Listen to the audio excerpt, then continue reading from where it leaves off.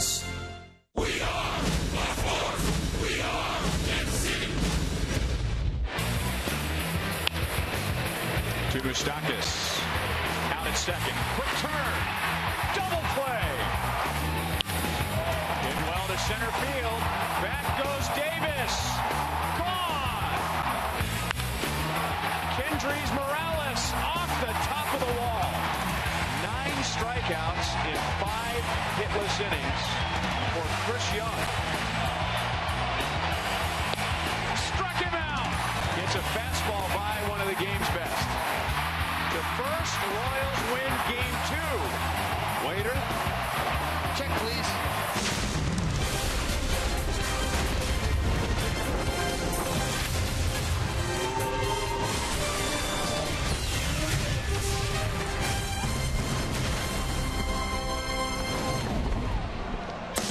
Royals baseball is presented by Academy Sports and Outdoors. Pretty soon, the parking lot will be empty because we are expecting another sellout crowd tonight for Game 3 between the Royals and the Detroit Tigers. Hi, everyone. Welcome back to the ballpark with Rex Hudler. I'm Ryan Lefevre, and you probably know how tough the Tigers were on the Royals last year, so we figured this would be a statement series, and so far, Hud, the Royals have outscored the Tigers 12-2. Are you more impressed with the 12 runs scored or holding Detroit to 2 runs? I'm impressed with the wins, basically. However, it's those early runs that have given that pitching staff some comfort early before they even toe the slab. Love it. Got to keep that coming. And it's helped take some pressure off of the starting pitching, and you know, when this series began, that was somewhat of a concern for the Royals. Starting pitchers were 9th in the American League in ERA, and now Danny Duffy and Chris Young have held the Tigers to 1 run in 12 innings. Very impressive, the first 2 starters in this series. Now, Volquez obviously has been the most consistent. However, I believe what it is they're starting to compete against one another like they did last season. Starters were passing that baton from one guy to the next. Quality start after quality start. Hope it continues. Royals really needed a long outing from Danny Duffy in Game 1. He went 7, allowed 1 run, and then Chris Young in a spot start, 5 hitless innings, and now the baton is passed on to the guy who's been most consistent for the Royals this year. No doubt about it. It's fun to watch a guy who's got command of all 4 pitches. He knows what he's doing. The defense knows what's coming. He's been pitching to contact, but he loves the home cooking here. Got good numbers here at the K. David Price will take the mound for the Tigers. So what is it with the Royals' great start this year? Is it ability or is it their attitude? Jeff Montgomery and Joel Goldberg will discuss that when we come back.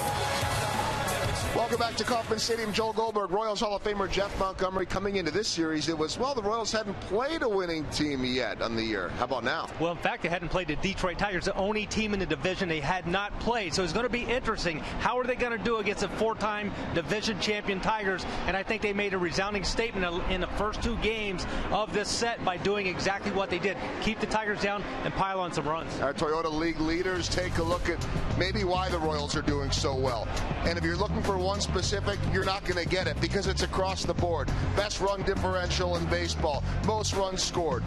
ERA is fantastic, or second most runs scored, and then that defensive runs saved category, not even close, Monty. And I think that's one thing this team is built on. Defense, they're built on speed and pitching, and we've seen all of that, and also we've seen a very deep offensive lineup. It has been extremely impressive, and with that, the success last season and the winning this year, everyone is talking about it, wanting to get in on the celebration. A sold-out crowd at Kauffman Stadium, and first pitch between the Royals and Tigers is coming up next.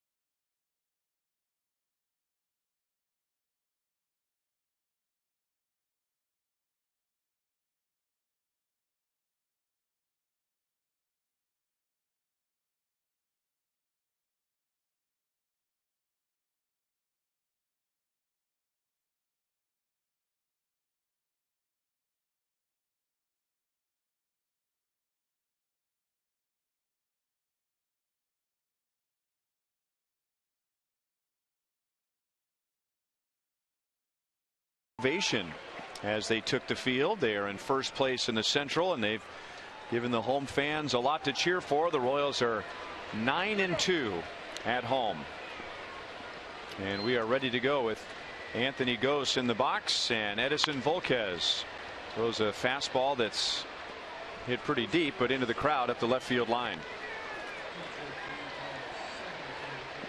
Well, the Tigers with all their firepower, and it's still in there, but in the first two games here against the Royals, they have scored 2 runs. The Royals took game 1 on Thursday 8-1, and they won last night 4-1. Good pitch, good movement, 0-2. No question about it. They know exactly what they're facing here, the Tigers. Not just the crowd, but they're facing a very talented Royals ball club. And with Volquez on the mound, they're going to be looking for fastball, curveball, changeup. And that fastball, he'll throw a 2-seamer and 4-seamer. So he's got 4 pitches basically.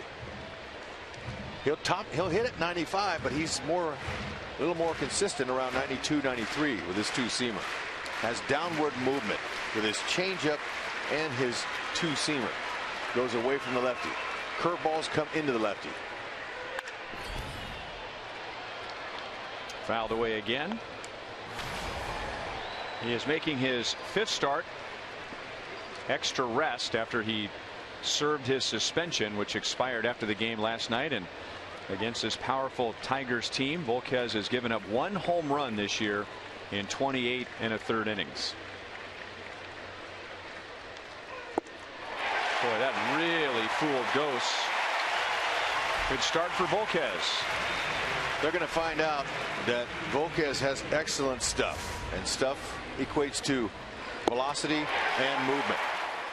He's on the side of that ball, just snapped it down, just like pulling on a lampshade. Turn the light on, just like that. Just flick that wrist, and it really has some downward movement. Tough to square up.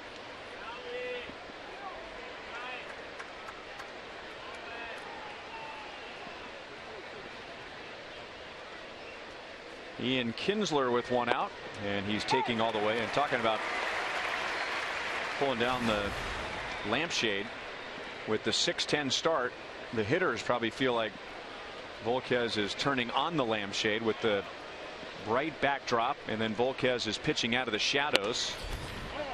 So normally the pitchers have the advantage for the first few innings.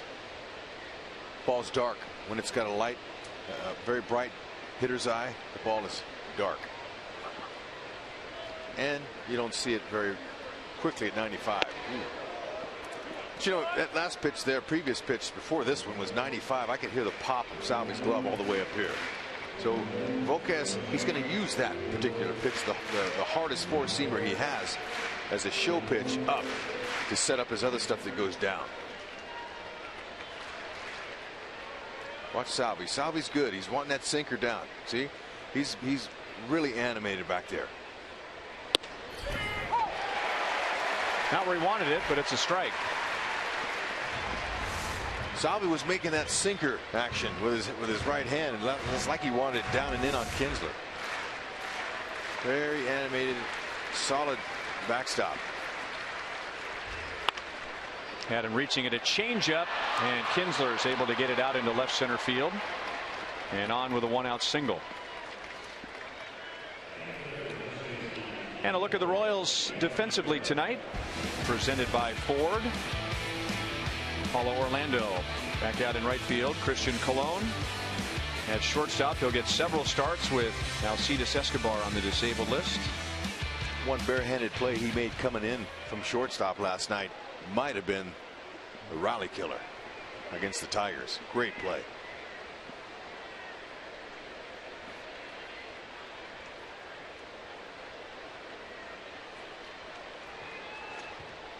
So Miguel Cabrera with 1 on, 1 out. Boy, that was a lot of fun last night in the 8th inning, watching that duel between Herrera and Cabrera. It's funny, I asked Ned Yost, and I said, you know, we got into this business for many things, but at the top of the list was watching that matchup last night. And he said, I think you enjoyed that more than I did. I didn't get into this business for that matchup because while Herrera won last night, you don't want Miguel Cabrera coming to the plate, usually with the game on the line. Well, I didn't talk to any person that didn't enjoy that, especially the outcome. Cabrera, though, you know what? Very comfortable. Kind of just said, all right, you got me. Great battle. He loves to be up there in opportunities like that. He knows it's a long season. He'll face him again.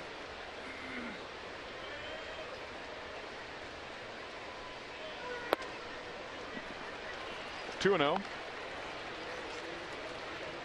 Royals have pitched him well in this series, and we told you on Thursday how well they pitched him last year. And now in the first 2 games, Cabrera, he's been on base 4 times, but that's a single and 3 walks. Tigers, they'll run. Kinsler's 3 out of 3. 3 for 3.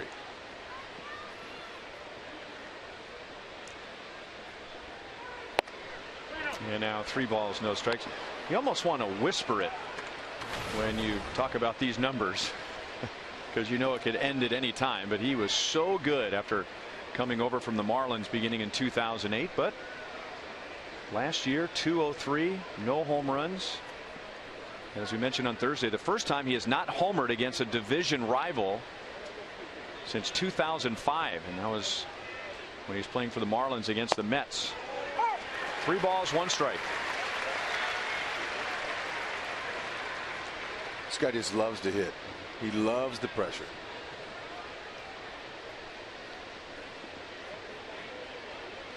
Volquez is quite the competitor himself. See if he challenges him here early in a fastball situation.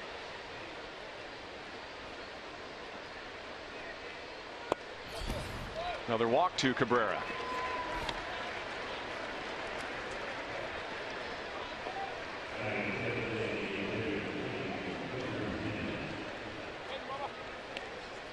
You know, the fact that Victor Martinez, obviously, we watched him in the first 2 games of the series, his left knee's bothering him. He might have some other issues, I'm sure, but Miguel Cabrera's going to see a lot more of that.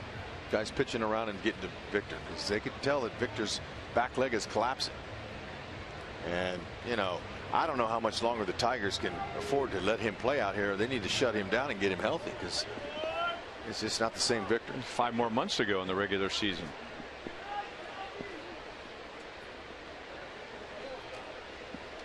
Oh well, they know their business.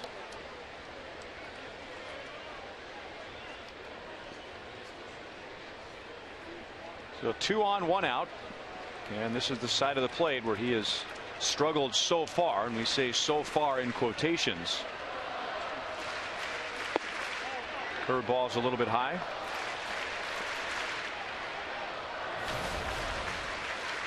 Victor's grounded into 4 double plays. This shows exactly what Volquez wants in this situation. You see the numbers. That tells a story. Typically, he's like Morales' numbers. He's hitting 300 from both sides of the plate. This guy's a great hitter.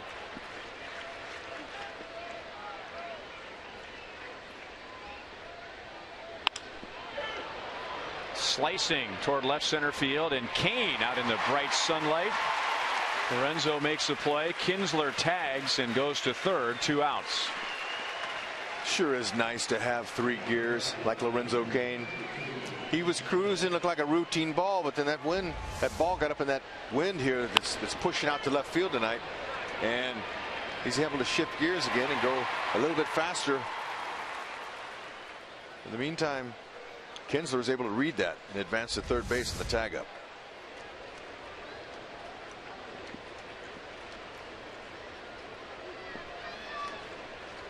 Yoenis Cespedes moves up in the order.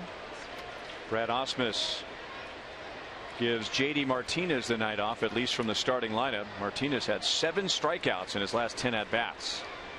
So it's Cespedes batting 5th. Volquez nails the outside corner, strike 1.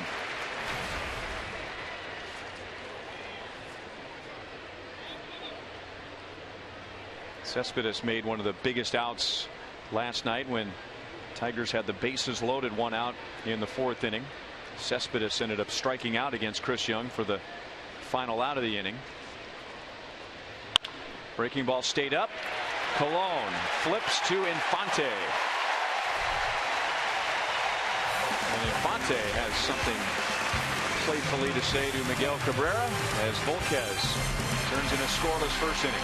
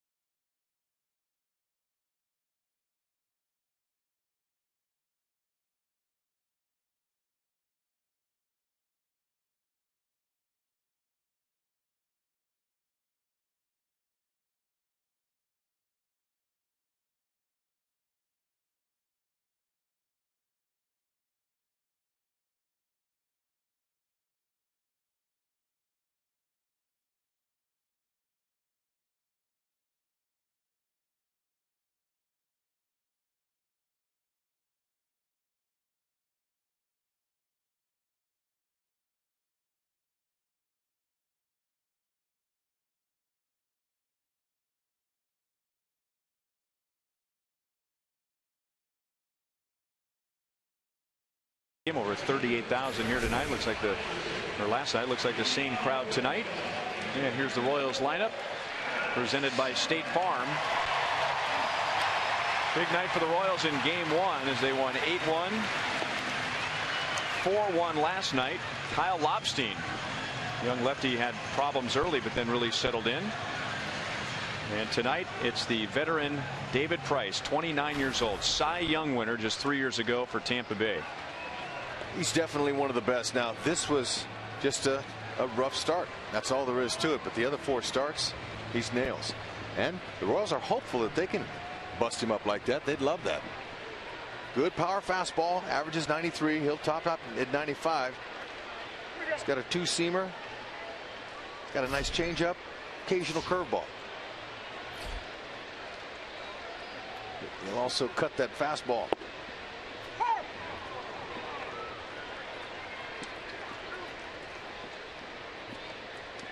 See him going from the stretch from the very first pitch of the game. Having a little trouble with his changeup so far this year.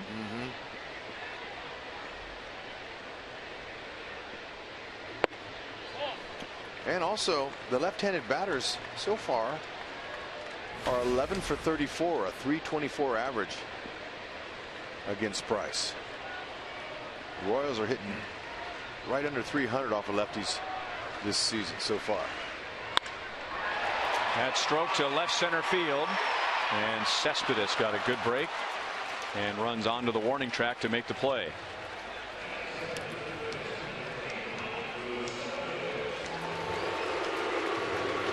Tigers defensively, Cespedes, who started in right the first 2 games, he shifts over to left. Rajay Davis started in center in game 1. He is in right. Castellanos, Iglesias, Kinsler, and Cabrera around the horn, and Price pitching to the veteran Alex Avila.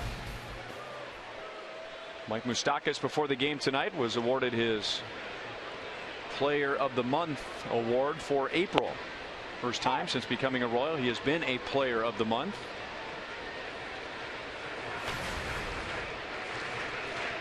Tigers are making a small adjustment defensively on Moose.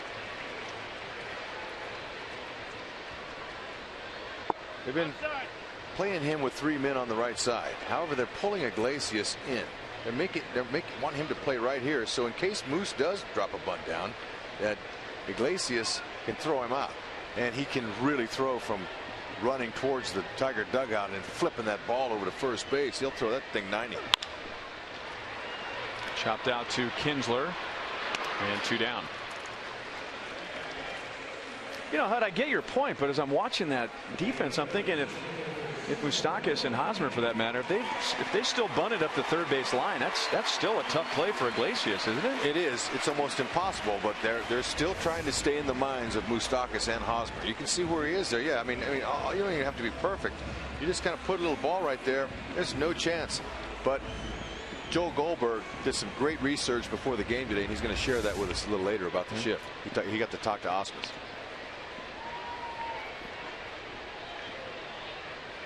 Lorenzo Cain with 2 down, nobody on.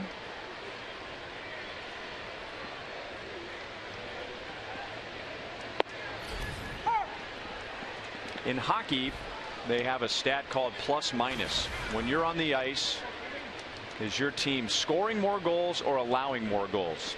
And if you could come up with a true plus minus for Lorenzo Cain, I would like to see what it is. It's off to a good start.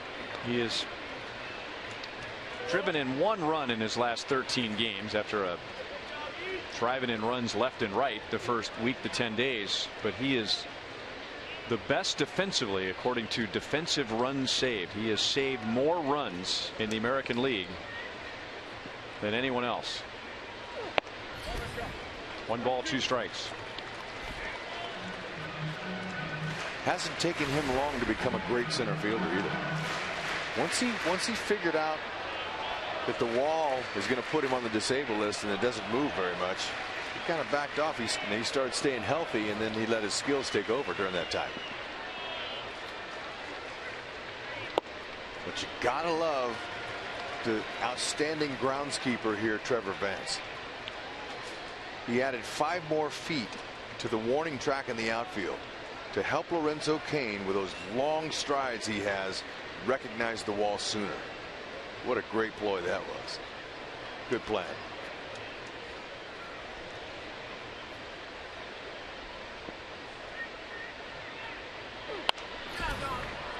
Still 2-2.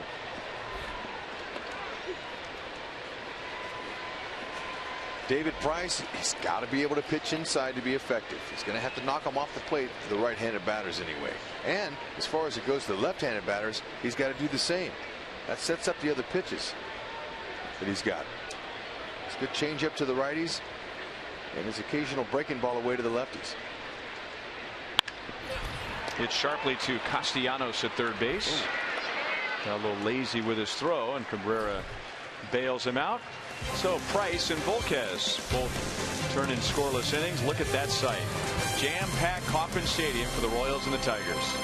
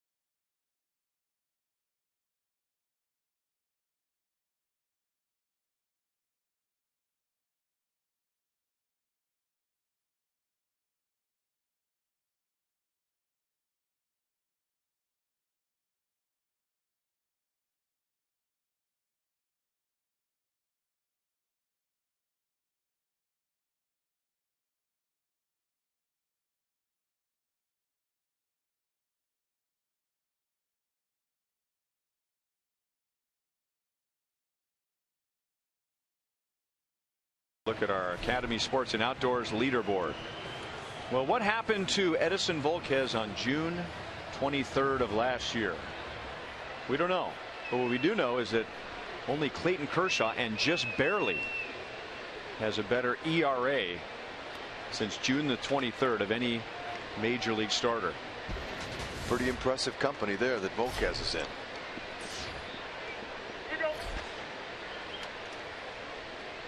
And with a scoreless inning already tonight, that'll take him down even a fraction more. Yeah, you know, obviously he's a veteran and he's been through a lot in his career. He's a very mature guy, but I believe he's at the top of his game right now. And the Royals got him just in time. And especially if he can do what James Shields did, basically that was eat up 200 innings. Stay healthy.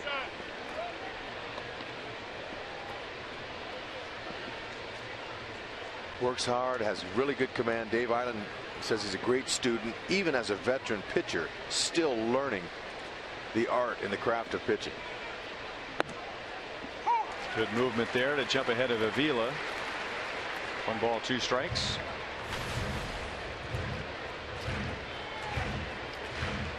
Volquez, twice in his career, has come right to the edge of 200 innings, but hasn't quite made it to 200. He has thrown 196 one year and 192 2/3 another year.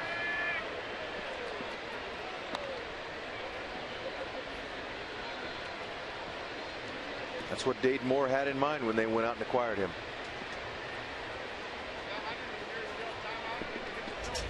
Like a catcher needs any more boo-boos on him. Look at this.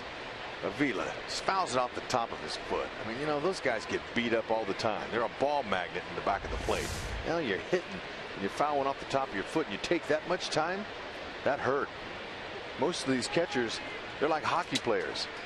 They get hit with a puck or they get hit with a baseball, they're right back in there. You can't even tell you hurt them. But now he takes some time. That hurt. Off the top of his foot.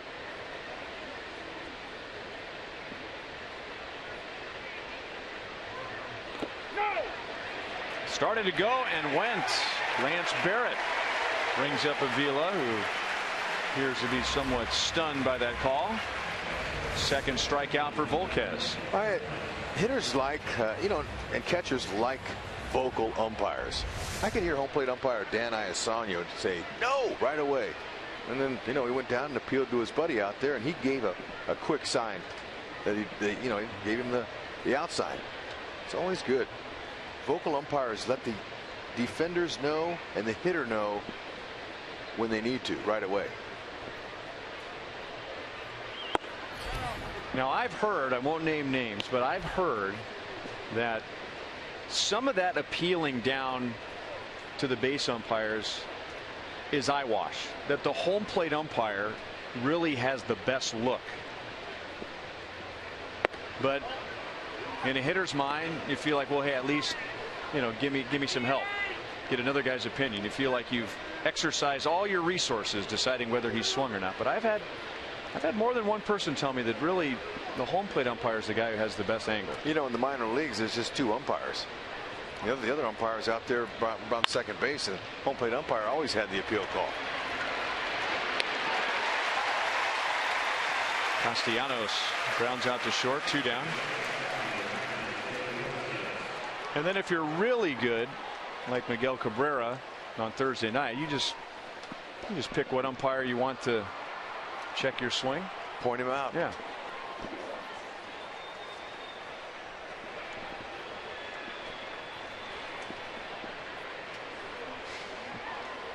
Just another day at the office.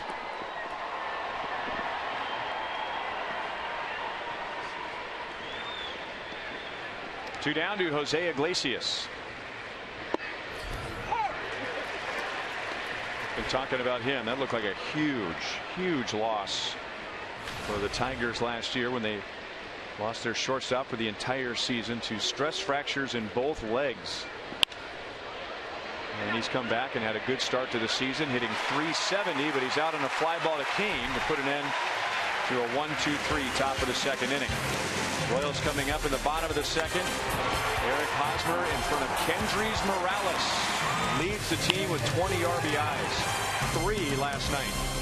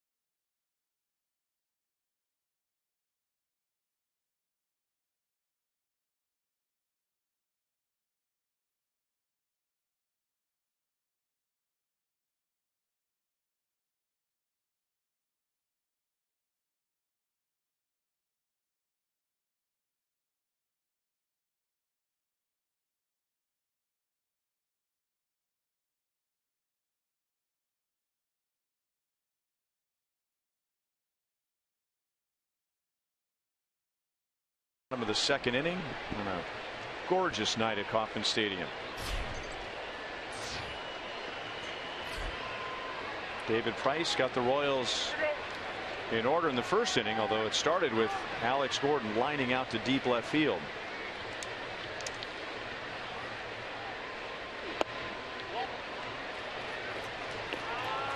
Price is a guy that's going to come right at you.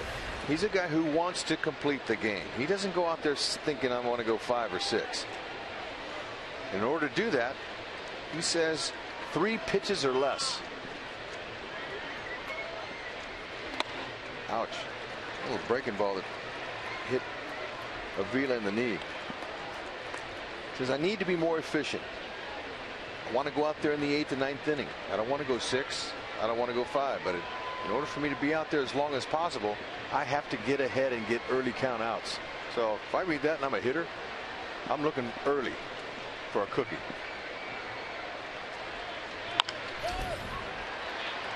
Big hop to Cabrera. He's to the bag himself. 1 down.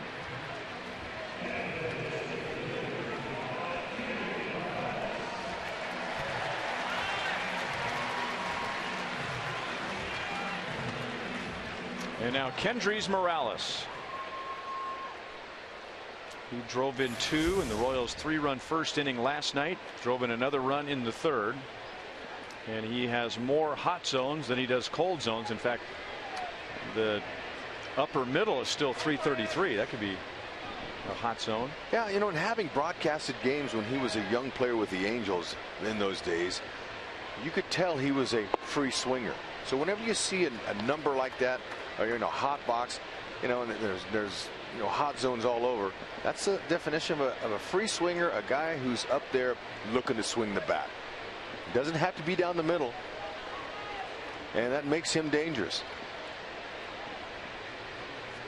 Plus all of his knowledge he's gained.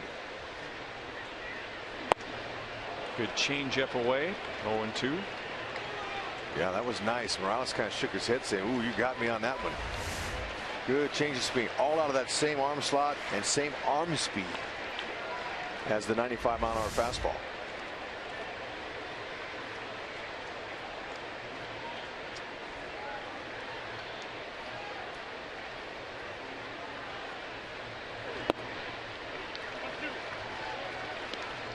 Be hard pressed to make a comparison between David Price and Yordano Ventura, but I'll throw this one out there. David Price is basically throwing out of the stretch all the time. Just like Ventura has that little turn, but immediately gets into the stretch. Very simple footwork with his mechanics. Long way away from the old full windup from the black and white days, you know, and you think the guys are going to wind up and fly away. A lot of reasons for that. Sometimes it's hard for guys to repeat their mechanics with all that movement, but also the running game has changed that a lot. And so when you get a guy that just wants to pitch one way all the time, that's easier on repeating your delivery.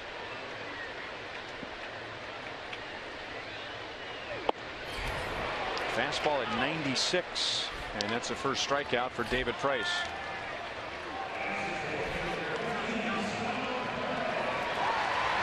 Remember, the 2015 Major League All-Star voting has begun, and there are many deserving Royals, so be sure to go to Royals.com/vote right now to cast your selections. This year, all voting is online, and you can vote up to 35 times on the exclusive eSurance MLB All-Star Game ballot. There you go, Royals fans. Get your guys in.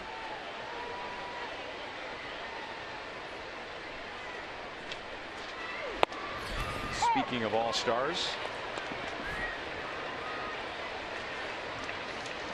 vote Salvi in again. Royals.com/vote. How could you not vote that guy in? Look at that picture. he's a character. Well, we heard time and time again during and after the postseason how much the country fell in love with this Royals team. And a lot of fans who follow baseball closely didn't know who some of these Royals are. Maybe they knew the name, but they couldn't put a face with the name, and then saw all that enthusiasm. And we'll see if there's an effect on the online ballot box this year. Fans outside of Kansas City voting for the Royals. 1 ball, 2 strikes.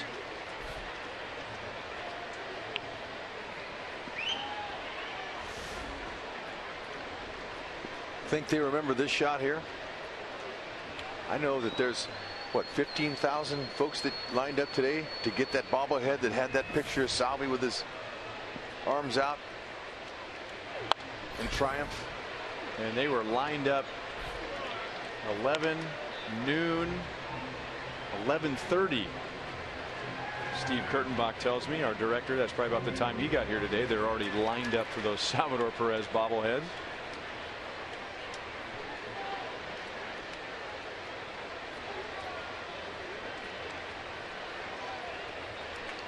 Sal drove in the 4th one last night for the Royals in the 4-1 win. Morales the other 3.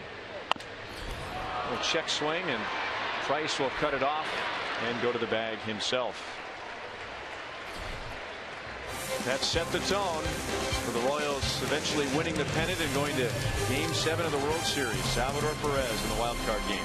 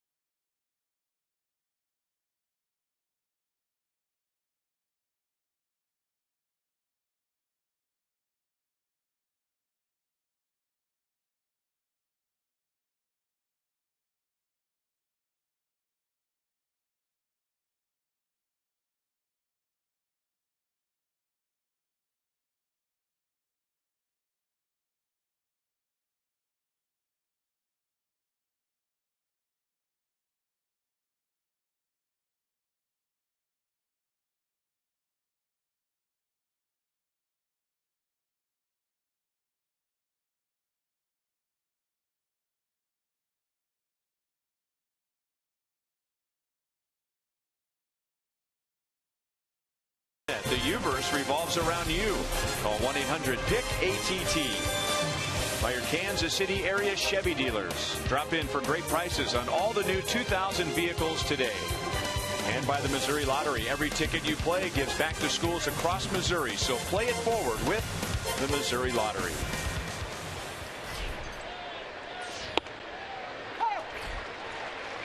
Rajay Davis, number 9 hitter, followed by Anthony Gose and Ian Kinsler.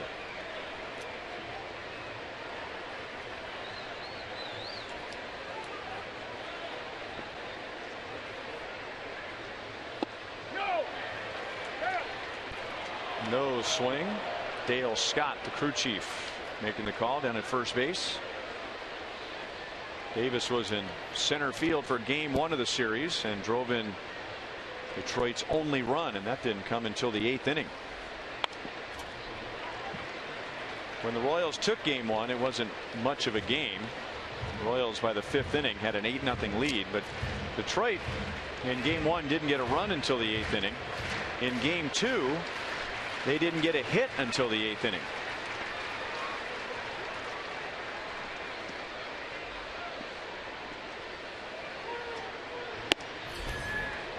Two and two.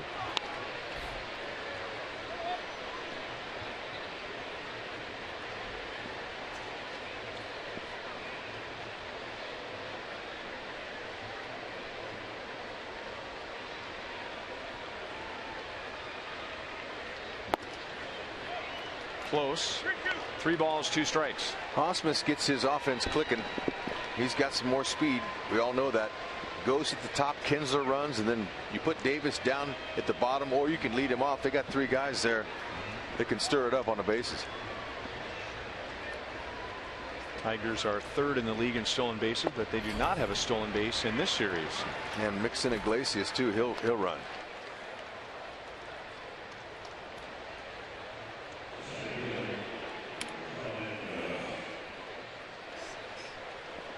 Two walks allowed by Volquez. What was that? Ball 4. He just kind of set his bat down like, I knew it was coming. He's 6 out of 7 in bags. He'll run.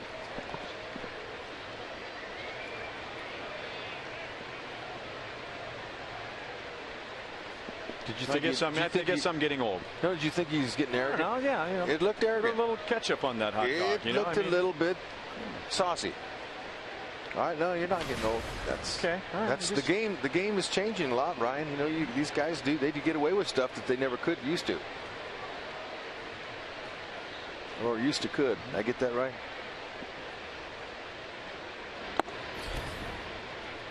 One and 0.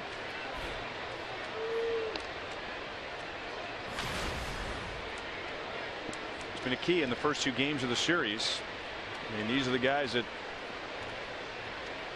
produce the most.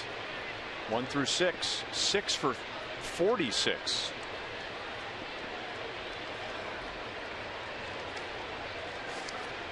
Goes 0 for 1 tonight. 0 for 4 last night. And then Davis, who led off in game 1, was 1 for 4. So combined 1 for 9 from the leadoff hitters. And they're not setting the table for the middle of the order. Bunting, and it's going to roll foul. 1 ball, 1 strike.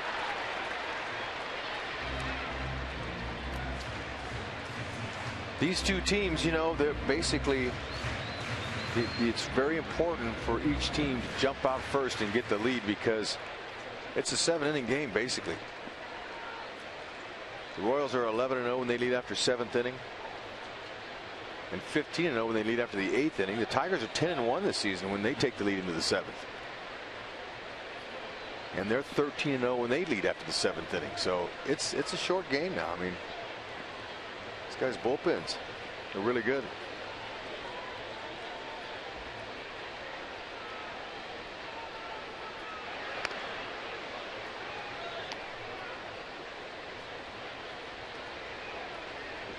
You know, maybe it's just the old bat boy in me.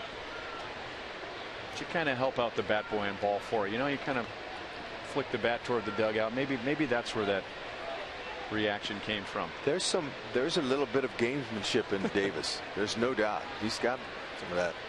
Little, not borderline arrogant, but a little bit of cocky. You know, look, okay, now you're in trouble. Watch this. Oh, you're in trouble now. I'm on. Okay.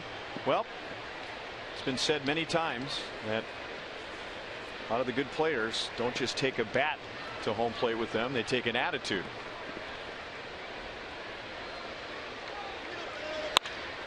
And Davis wanted to run, but he stopped. He didn't like his jump. That's a break for the Royals. That could be runners at 1st and 3rd and nobody out. Instead, 1st and 2nd and nobody out. See Davis, he bluffed, but you know that's going to give Goes a fastball, and it did, and he turned on it. There's a 2-seamer. See it? Had good movement. He was down. Goes raked it. And you know, that was a great acquisition to get Goes to play center field. He's just got a year in the majors. He's a young player, but I liked him last year with the Blue Jays. He plays fearless. He's not afraid. He's a confident player. He's got really good skills. He can run, and they believe he's going to hit 300. Could steal 30 bases or 40. I mean, he's an impact type player, but he's young and unknown so far.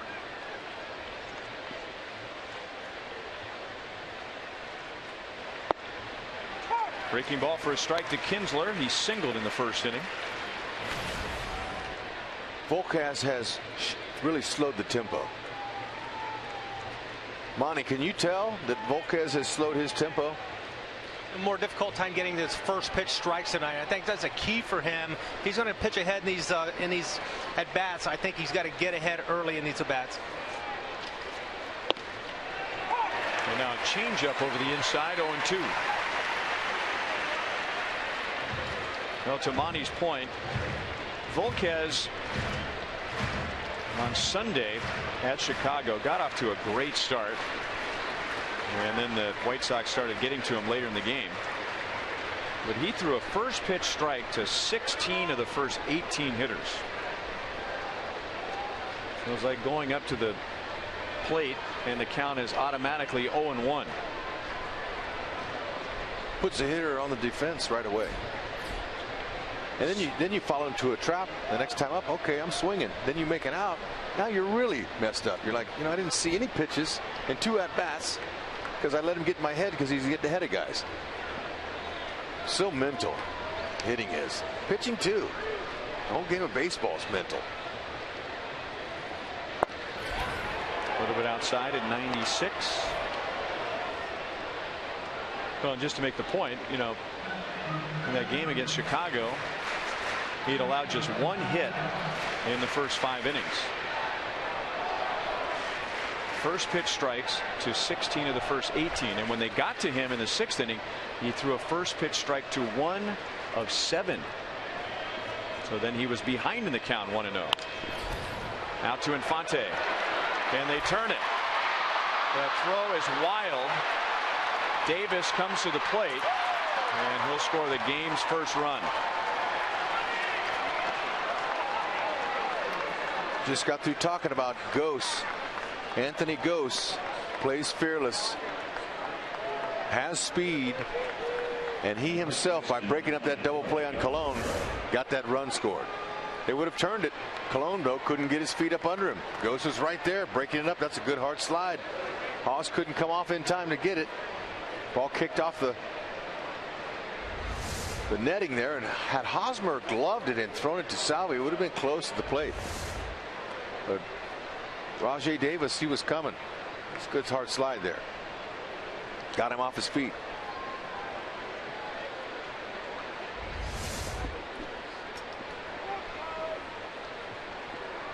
Well, it's a 4-6 fielder's choice, no RBI. The run scoring on the air by Colon, and that's the Royals' first error of this series. Strike 1-2 Miguel Cabrera. He was on with a walk in the first.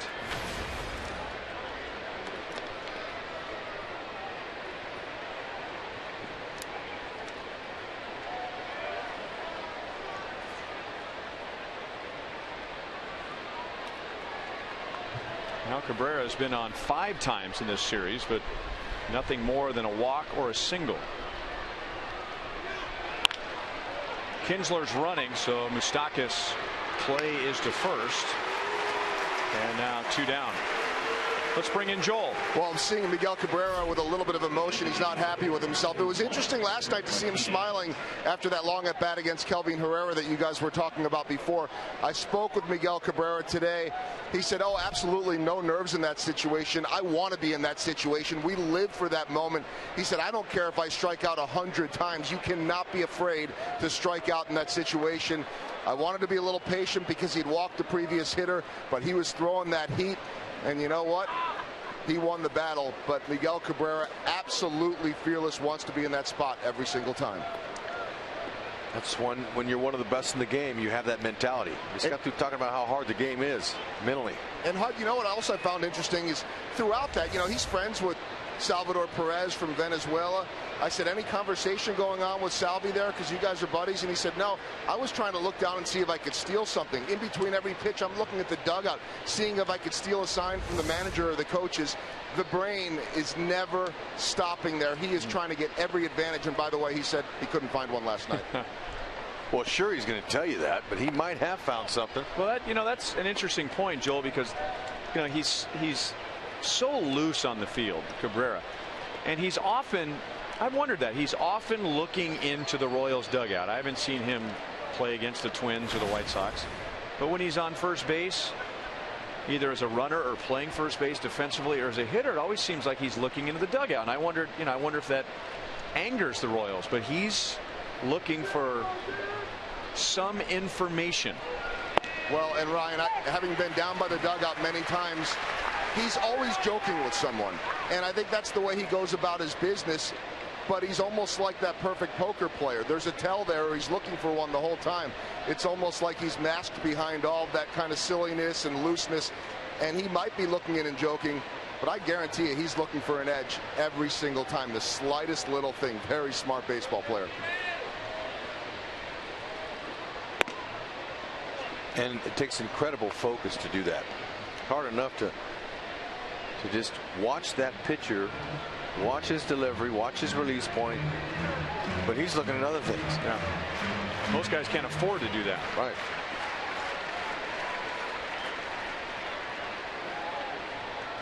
Well, here we are. What you and Monty were talking about just a few moments ago. Volk has tempo. A lot of time in between pitches.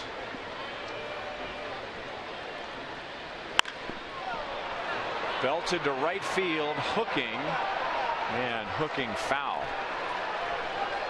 So he may have a bad left knee, which is not allowing him to swing the bat like he normally does, but Victor Martinez still has that if you put it in the wrong spot.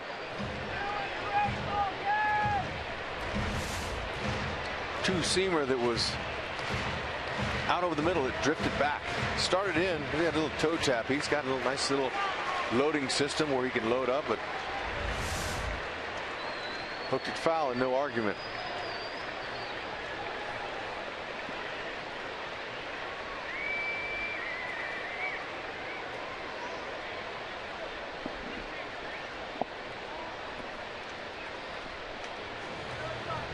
There's also a little sliver of sunlight that is shining through the third base side as the sun is setting directly behind the left field upper deck, but the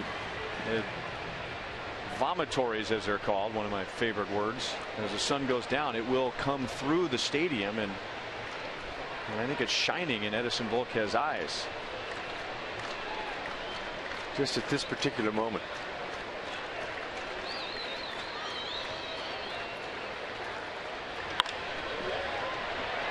Kane started back, now corrects and makes a play. Leadoff walk and an error leads to the Tigers' first run tonight. 1-0 Detroit.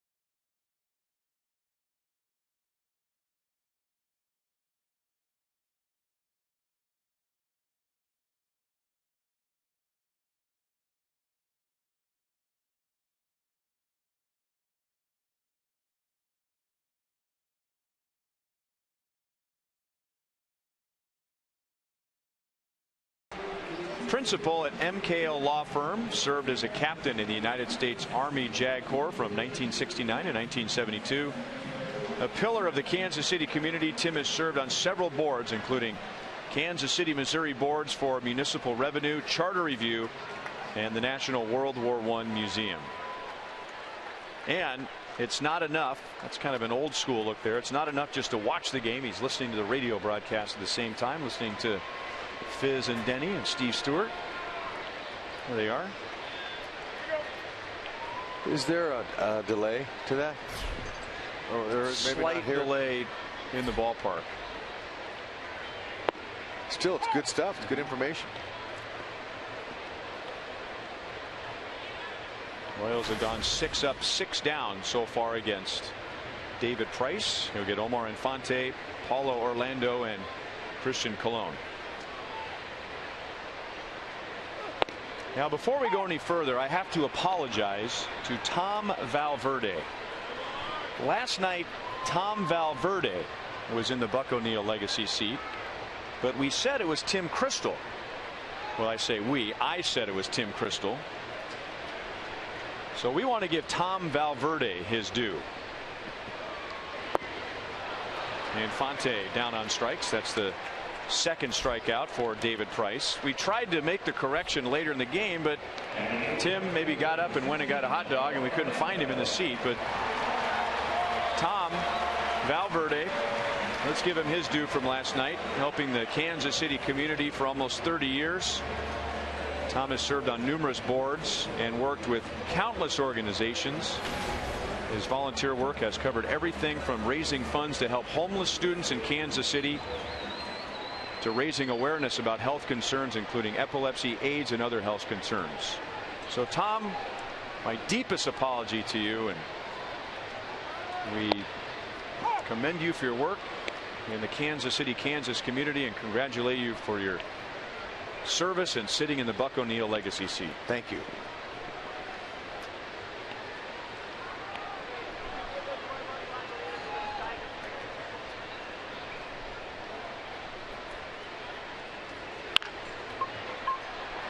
Kinsler charges. Quick throw. HUD, talk about how hard that throw is. Some guys make it look easy, but running forward, bending over, and throwing. Yep, you're coming full blast, especially on a guy like Paulo Orlando. You're coming fast. You know, if you're smart, you cheat a step in. You come in even. But you got to go forward, and you got to throw off that right foot. The transfer is really important. Glove to hand. I used to like to go down with both hands, you know, because that way it was quicker. See, he had 2 hands right there down there, because once you catch the ball down on your left foot there, then you could make the transfer while your other hand's there and then throw off your right foot. It's quick movement. You got to have quick feet and a good transfer. And more routine for Kinsler this time. And he gets Christian Colon. That's 3 perfect innings for David Price. We'll have a special guest in the Fox Sports Kansas City broadcast booth. Tigers television analyst Rod Allen will join us for an inning when we come back.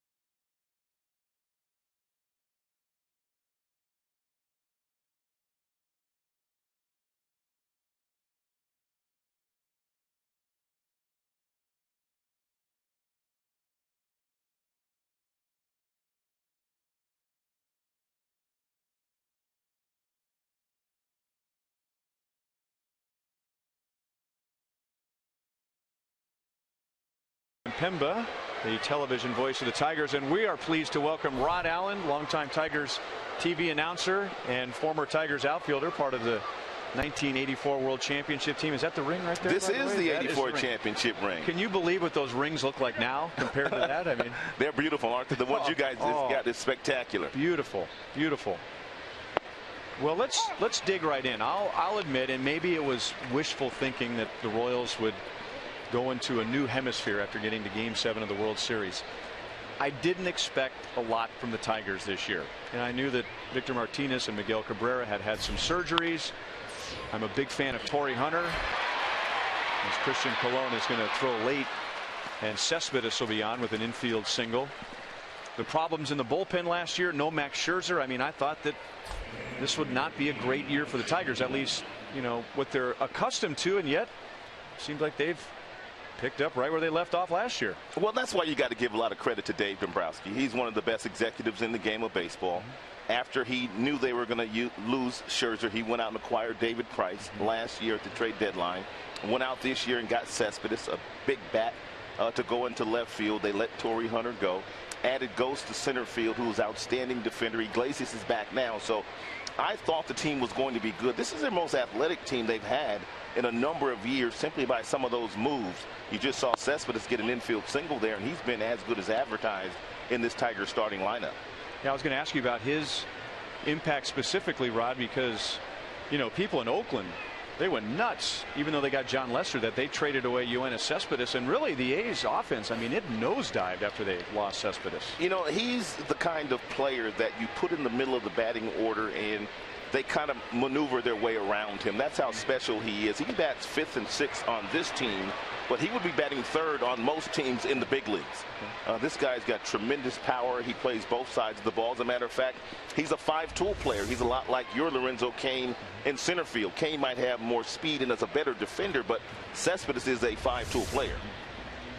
And we know all about the power with the show he's put on in the last 2 home run derbies. The Tigers have loved Cespedes. As a matter of fact, they thought they had a deal for him when he was a free agent coming from Cuba before the Oakland Athletics signed him. But at that same time, Victor Martinez came down with an injury, and they decided to sign Prince Fielder instead because they weren't sure whether Cespedes was ready for the big leagues, and they needed somebody to hit behind Miguel Cabrera. You can see how Miguel Cabrera is already getting treated this year. Right. It's a different treatment for Miguel this year. They're starting to walk him at Liberty.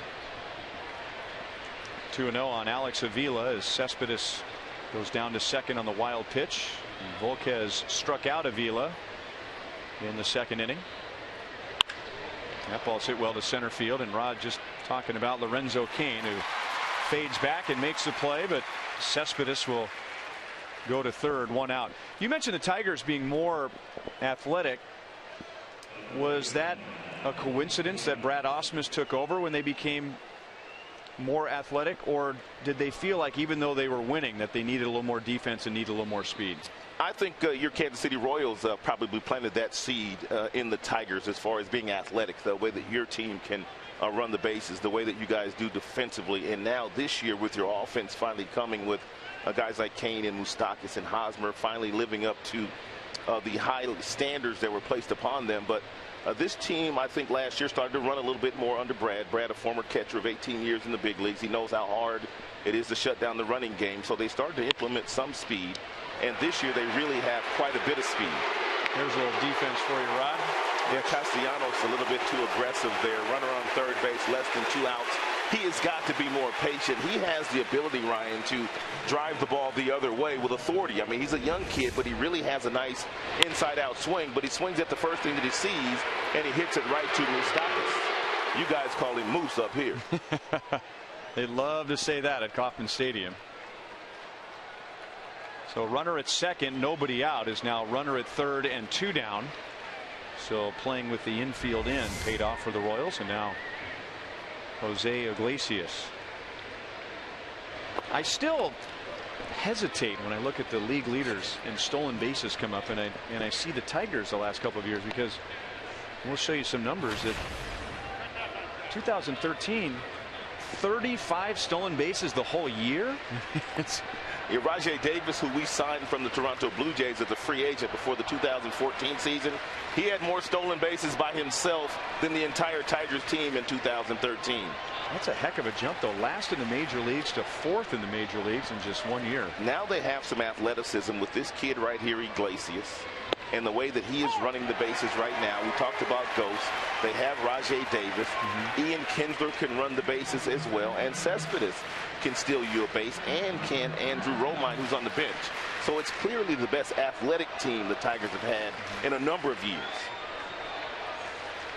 1-1 on Iglesias.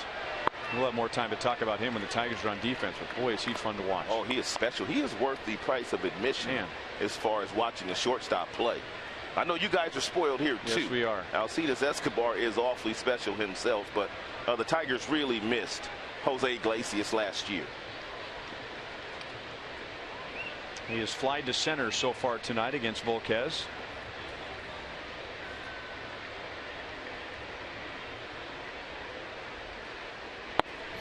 Right now, 3 balls, 1 strike. Any explanation how a guy comes up with stress fractures in both shins and has to miss the whole season like Iglesias did? No idea. I'm not that smart, Ryan. I'd never heard of that before. I had never heard of that either. And especially after an off season, I could see maybe in August or September a guy's legs start to wear down, but shin splints, but not fractures to the shins. Yeah.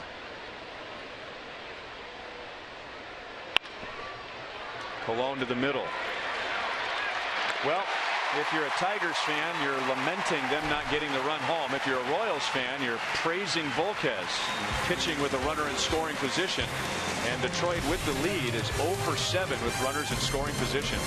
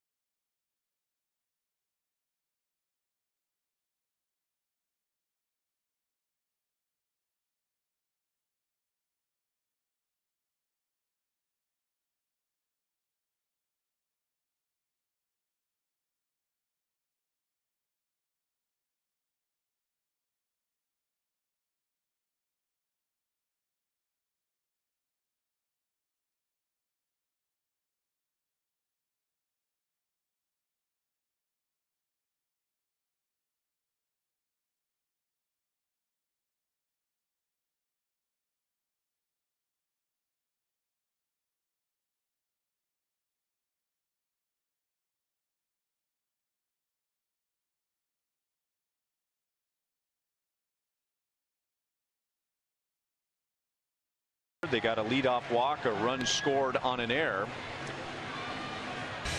Outstanding base running by Anthony Gose, who's on first base. They were not holding him on because there was a runner on second base, and with his speed, he was all over Colon. Colon had no chance to turn this double play because of the speed of Gose, and Rajai Davis able to come home and score the run, the first run of the game tonight.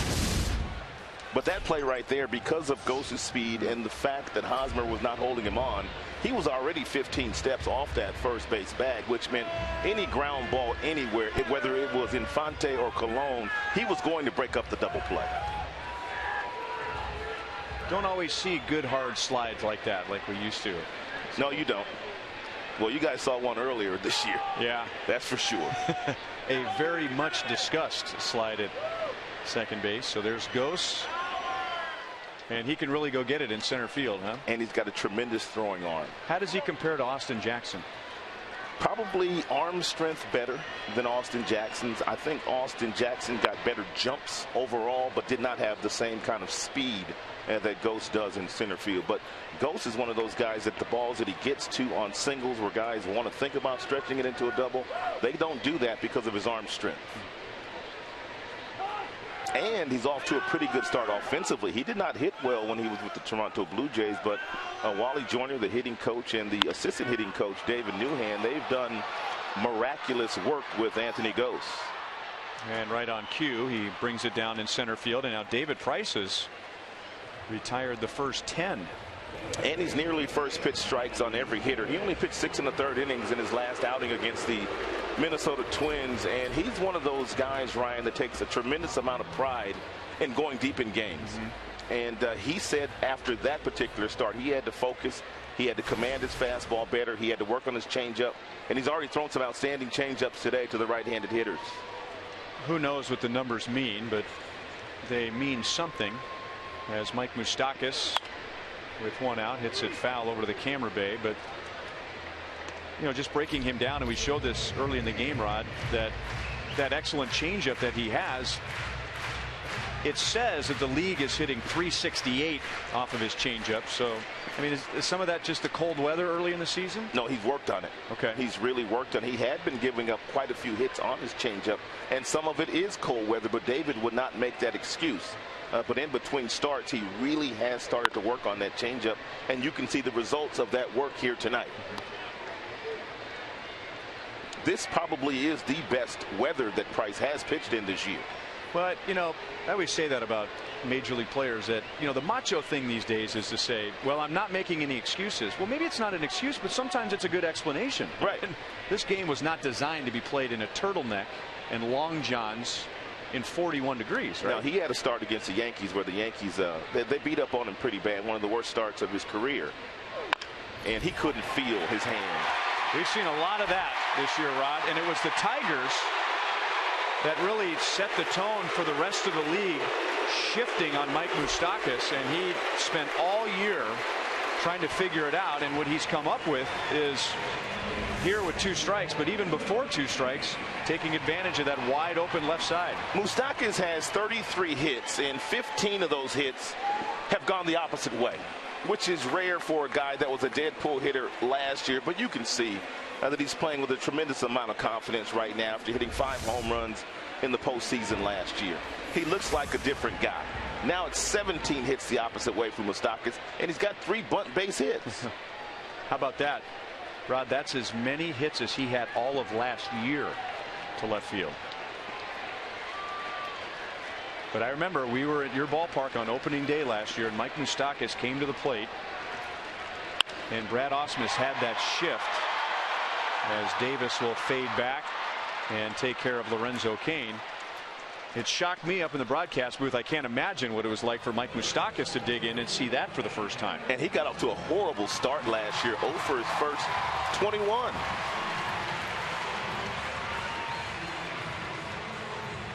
You guys got some really nice players on your team. I love your roster. I love the makeup of your roster. I always have.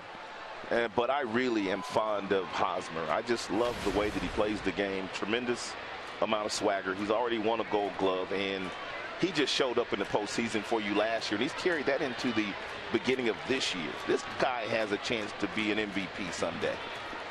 I agree. And in this particular ballpark, this is a big ballpark.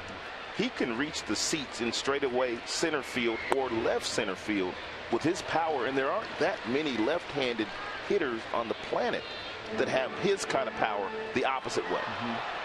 Pull power, yes, but not to the biggest part of the ballpark. And I'll add to that, Rod, he can run. So if he doesn't get out of the ballpark, you know, he can turn a double into a triple. He's special.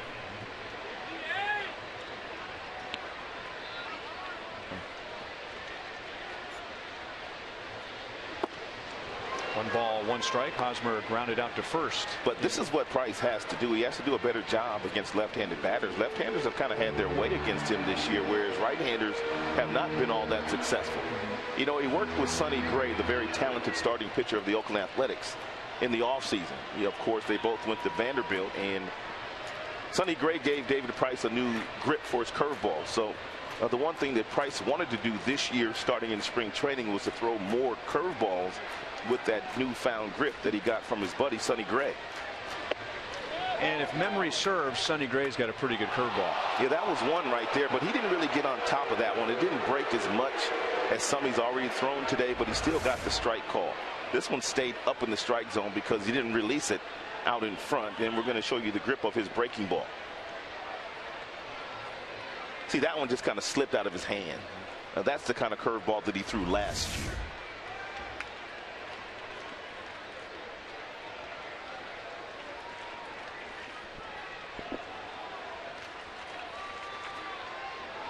Kind of liking it over here, man. It's already 2 outs in the 4th inning, and then you're going to get Rex back. Well, I mean, you've been broadcasting long enough. You know, you have a guest in the booth, and the game just flies by. Right. There's never enough time to talk to the guests. And there is so much to talk about with these two teams. Oh, man, it's going to be a lot of fun this year. I'm looking forward to it. I'm shocked that there were some experts out there just were not giving this Kansas City Royals team its due after what it did last year, getting in the World Series. And that's one of the few times this year that they have been caught on a delayed steal. Well, Rod, it's always fun chatting with you, man. It's I don't know how many years it's been. We've been talking off the air about your team and my team. It's nice to work an inning with you. Thank you very much. All right. Go say hi to Mario for me. I'll do that. All right. Rod Allen, former Tiger, longtime Tigers broadcaster. 1-0 Detroit at the end of 4.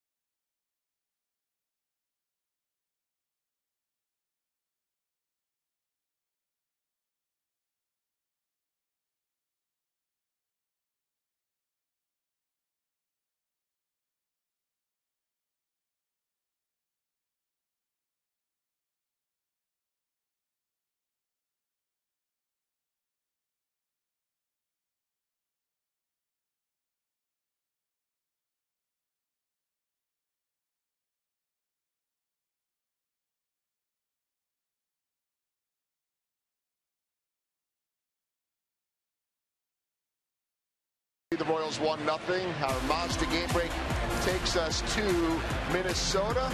Ryan and Rod, we're talking about former Tiger Torrey Hunter. Torrey Hunter used to hit a lot of home runs for the Twins, and this is his second since his return. The Twins put that on the board, win it 5-3.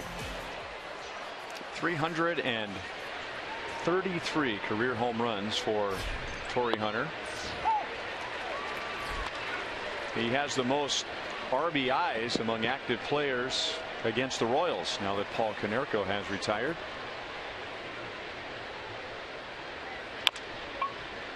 Tap foul by Rajai Davis. He led off the 3rd inning. He's the number 9 hitter, but he led off the 3rd with a walk and ended up scoring the only run. You sure you want me back in here after having Rod? I'd like to have both you guys in here. That'd be fun. That was kind of fun because I've known Rod for, gosh, 15 years, maybe even longer, and all the conversations that we have amongst broadcasters, you know, before a game starts, and getting information from them and vice versa. And then I've never been on the air with him before. Now you and Mario and Pemba, who is Rod's regular partner, you guys were together with the Angels. We were. I was his partner, unfortunately for him, when he did his first television gig. He was a radio guy for the Angels, and he did all radio. And Fizz, who was my play-by-play partner, would go away and do football games in August and September for Fox. And so they asked Mario, would he try TV? And I remember how nervous he was. I mean, he was stiff. And I go, Mario, look, loosen up, man. It's just baseball, man. Don't sweat it. Let's just have fun. And now he's a big-time TV Look guy at in him. Detroit. Exactly. Yeah. He's got skills. I can't say I broke him in because I was kind of new in the business myself.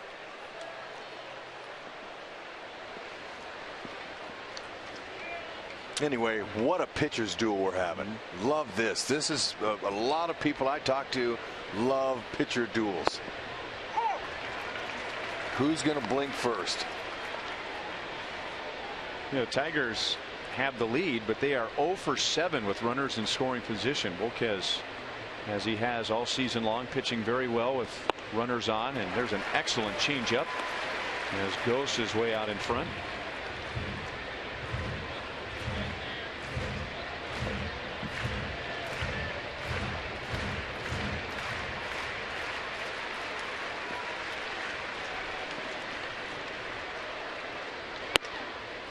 Trying to climb the ladder on him.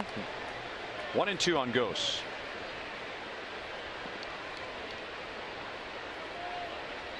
Remember him in Toronto last year? I do. He was impressive. I loved his defense. Didn't see a large sample size of him because he was so young and he was a call-up, but I could tell, and I talked to him a little bit at the batting cage. He's well-spoken. He's not afraid. He's a rookie that says, you know what, it's my turn now and it's time to show what I can do. That's the proper mentality to have. That's why I admired the move that they gave this kid an opportunity. Just 1 full year in the big leagues, but they had their eye on him too. They need somebody to patrol center field in that big ballpark they have there at Comerica. It's huge. And the time is now for him because he's 24 years old, but this is his 4th organization. So good guy, which I'm sure he is, or otherwise, that's a label that after a while, why has this guy been with so many different organizations? Yeah. Wants to stick. Tigers, Dave Dombrowski said, you know what? You're our guy we handpicked to play center field and play every day for us. That's a great call. Ghost answered the phone. He's ready. Alex dives. Ghost is going to head for second, and Alex, in trying to pick it up, didn't get a grip, and Ghost, running hard on a bloop to left field, ends up at second base with 1 out.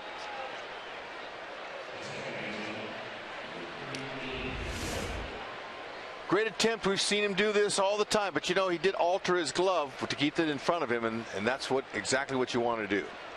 And it just kicked a little bit too far. Now, had he picked it up and thrown him out, he wouldn't have got him anyway. Ghost was going, never even thought about stopping. I'm giving him a double. I don't know what the official score is going to give him. It is a double.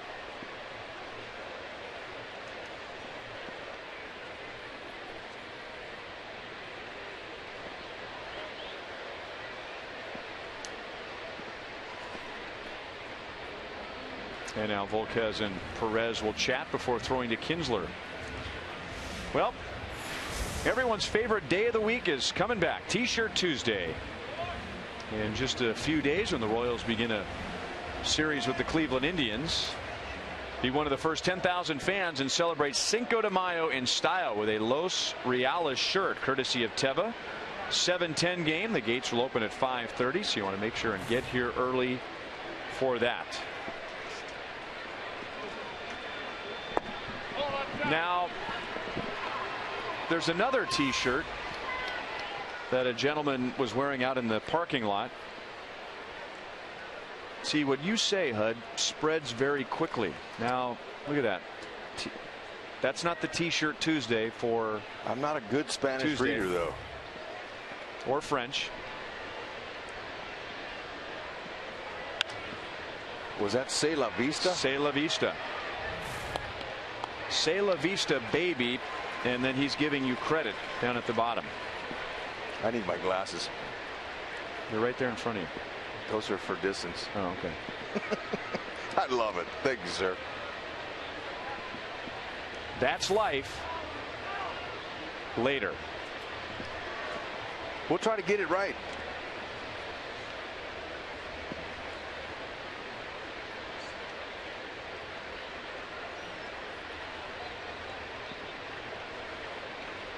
Gose has excellent speed. He has stolen 4. Volquez mindful of him, making sure he doesn't take off for third base, and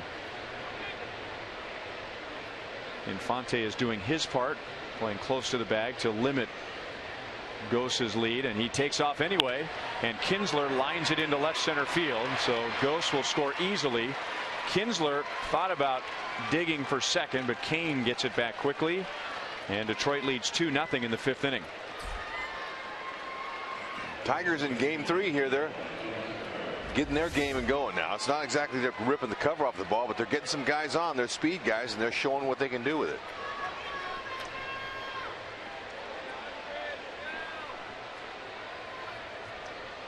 Ball's right down the middle. He got him a fastball. Had an idea that Gose would be going. That usually buys the hitter a fastball.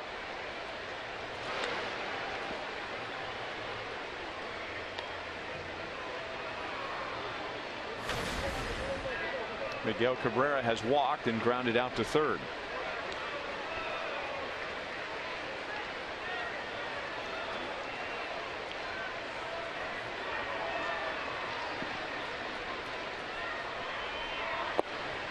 Backhanded by Perez, ball 1. So the Royals are down, but should feel fortunate that it's just 2-0, because the Tigers have had plenty of runners on base and runners in scoring position. They're just 1 for 8 now with runners in scoring position, and one of the runs tonight is unearned. Cabrera's grounded into 5 double plays. Volquez wants to make it 6.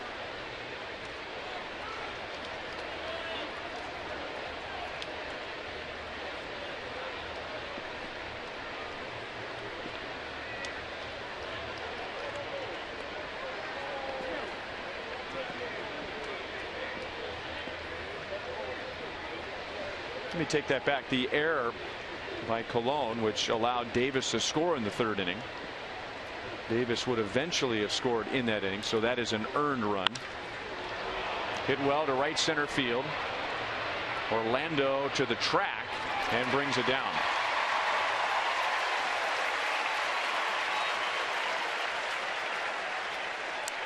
Two outs in the 5th inning.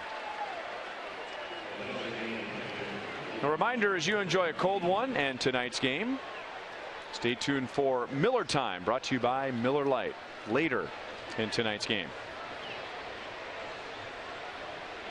77 pitches for Volquez as he gets ready to throw to Victor Martinez with a runner at first, 2 down.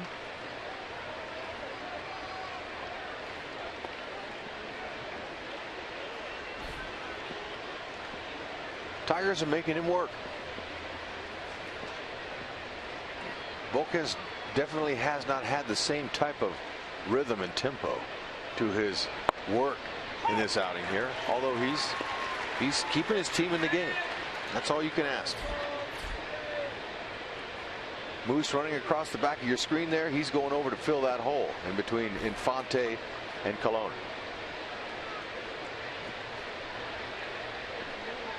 I believe Victor's going to pull it.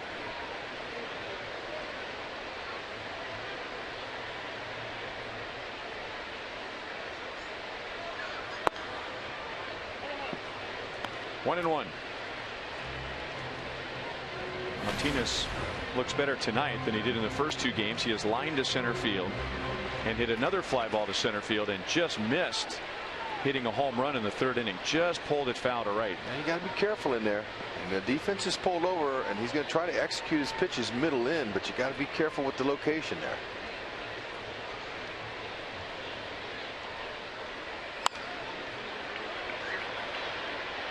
That was back into the crowd. That was a little shot to the opposite field. Hey, Monty, we've been talking about Volquez tempo. How aware is a pitcher that they are not pitching with their normal tempo? You normally don't have the feel on the mound. You're really more kind of focused on what you're trying to get accomplished, and a lot of things going through your mind in situations where you have runners on base. I noticed that with Volquez in his last start in that 6th inning in Chicago. There was an error made behind him. It led to, I think, 4 runs in the inning, and he was just exactly like he's been a lot tonight, pitching out of the stretch. So I think from the stretch he doesn't have quite the same maybe freedom and that just that fluidity that he has from the windup. Grounded out to Infante, who slipped, but Martinez is not running well at all, so Omar had plenty of time to throw him out. Tigers add a run on Kinsler's RBI, and David Price has a 2-0 lead. He's allowed 1 runner in his first 4 innings.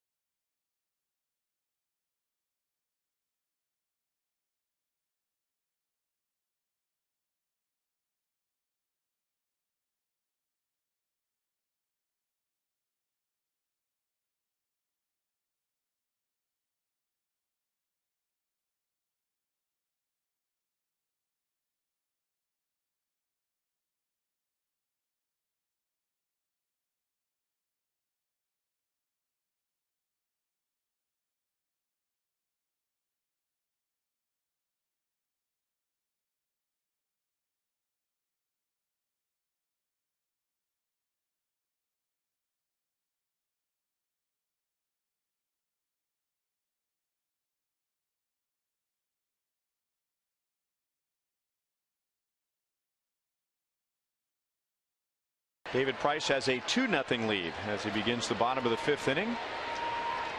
And will pitch to Eric Hosmer, Kendrys Morales, and Salvador Perez. The Royals have 1 runner in the first 4 innings, and that was an infield hit by Mike Moustakas. Price has an excellent pitch count, and when Rod Allen was over here, Hud, he was talking about what pride David Price takes in pitching deep into games. And you were describing earlier in the game about how he tries to get outs on 3 pitches or less. It's coming right at you. Obviously, they're trying to tie Hosmer up inside.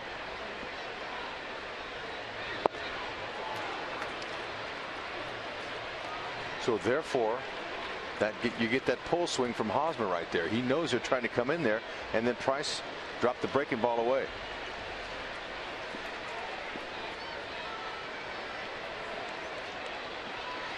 The shift is something fairly new in the game. Last 3 years, they've really, defenses are shifting over and are playing with the hitters' minds, and it's exactly what it's designed to do. Joel had a chance to talk with Brad Ausmus, the Tigers manager, earlier. Joel, what did he have to say? Well, I think it's interesting because first and foremost, he said, as far as the Moustakas bunt a couple of nights ago and Hosmer last night, he said, look, I tip my cap to them. Great idea, perfect execution, but those guys aren't bunters. We would never shift against somebody that was fast, but we'll give them that. And as you pointed out before, let's at least bring Jose Iglesias in a little bit, because we don't think that they're going to want to bunt in that situation. Obviously they can, but you know, this goes back to conversations we've had with a lot of people. They would rather see a power guy on a team bunting or getting a single and exchange that for doubles, triples, and home runs. So there's still a mind game going on here, and also a game of percentages. They're aware that it's happened now, but they're not going to completely take the shift away for guys like Hosmer and Moose. That explains it. Thank you. I have a question to that theory, however. When you shift on the infield the way the Tigers do, now Joel just said, and Joel, you can chime in on this, that they'd rather take away doubles, triples, and home runs if a guy will take a single, right? When you stack one side of the infield, how are you taking away a double, triple, or a home run? Well, you're right. Although if it's a bunt, you know, it's just going to be a single, right? I mean, right. But my point is, if you're stacking one side of the infield, the only thing you're defending against is a single. So what's the difference between a swinging single and a bunt single? In the end, you got a runner at first base. Right. And I think ultimately they're looking at a lot of numbers and a lot of spray charts and saying, okay, most of these power hitters, not all, are going pull side, and we're going to stack everything over there. So I guess the point that Brad Ausmus is making is not necessarily what they're defending, but just changing the mindset. They'd rather have Mike Moustakas thinking about hitting the ball the other way instead of muscling up and pulling the ball if they've got the shift on it. Well, you know, if you have 2 or 3 power guys in your lineup and that's all, that works. But when you have a team like the Royals do, as well balanced as they are this season with power on down, that's what Hosmer did last night. He shortened up and he dropped a little bunt there, and he's got Morales behind him to drive in the runs. And I think what makes us a little different too than say other teams, like he said, well, I would never expect Victor Martinez to do something like that. Well, Victor Martinez and Miguel Cabrera don't necessarily run like Eric Hosmer or even Mike Moustakas. The Royals are a team built with athletes, and while those guys have power and power potential, they also, as you guys point out, can turn it over to the next hitter, but are all, even Kendrys Morales, capable of running.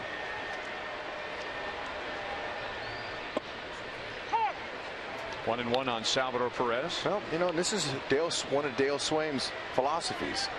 Look, if you can sense the guy's not wanting to throw to you, you know, then just take it. Take your base. Let the next guy do it. Don't feel like you have to do it. And when you frenzy hit like Dale's offensive hitters do, it makes them dangerous. Solid base hit to left field for Salvador Perez. And then he made a move for second base, but Cespedes gets it back to the infield.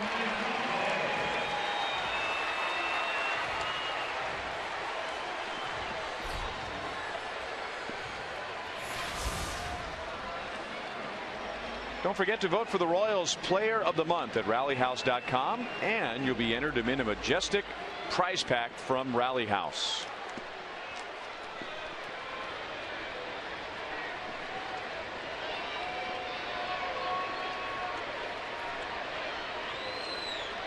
Omar Infante struck out on a changeup in the 3rd inning.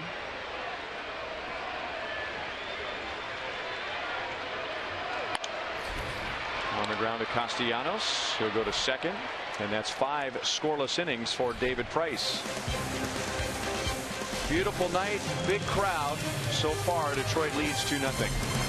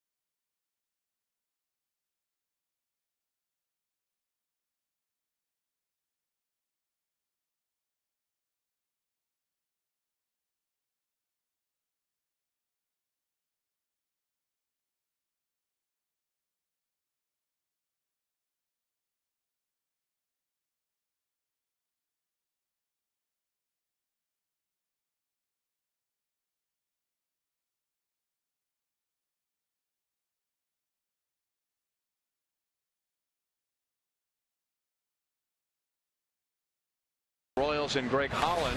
Holland threw a 25-pitch simulated inning today. The next step to his recovery. And here's what Greg had to say after working out in front of the Royals coaching staff. Obviously, we'll have to wait and see how, if any issues come up, post throwing today, and how I feel tomorrow.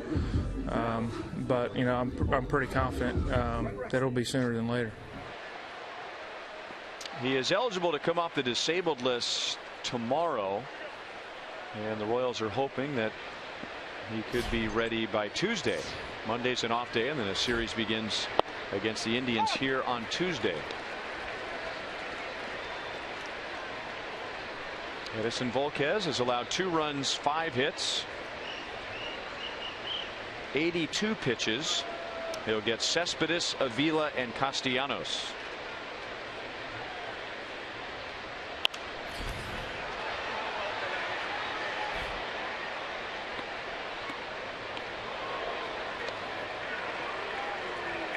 David Price on the other side has given up only 2 hits in his 5 innings, no walks and 2 strikeouts. Well, you knew David Price was going to be ready. First start in his career here at the K. Tigers have been whipped the first 2 games, and he feels the weight of the whole team on his shoulders, and he's showing up so far. Ooh, nice pitch. 3rd strikeout for Volquez. He gets Cespedes 1 down.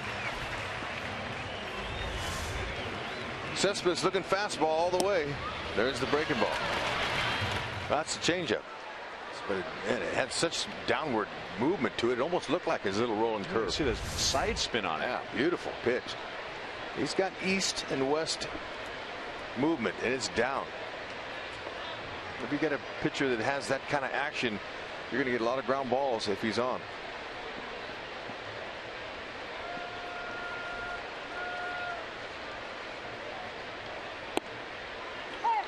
Good breaking ball for a strike to Alex Avila, and Volquez struck Avila out with that pitch in the 2nd inning. Avila's also flied out to center field.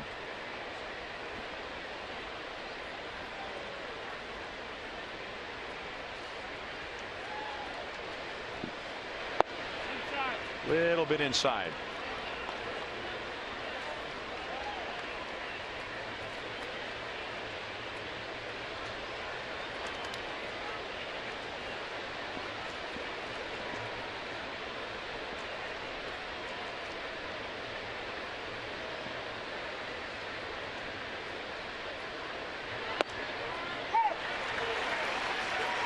Two and two. Avila's a very nice catch and throw. Now there's a delay. Okay, he caught him off guard, but man, the throw was pinpoint. He's got a 23.9 percentile of throwing runners out in his career, and that was a big heads-up catch and throw. Moose, he had him fooled. You could see how Avila reacted. That's what the delay steal's for, is it keep you off guard, but did a nice job. Now watch Moose. 1, 2, 3, and go. And it took that throw to get Moose. If it's up or if it's anywhere else, he's safe.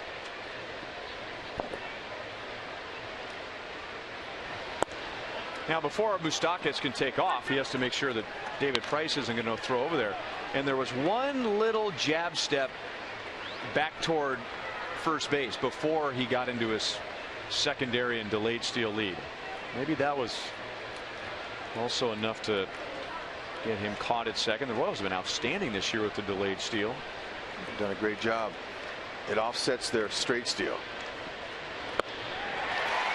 Volquez strikes out Avila for a 2nd time, and that's 4 for Volquez. 2 down in the 6th inning.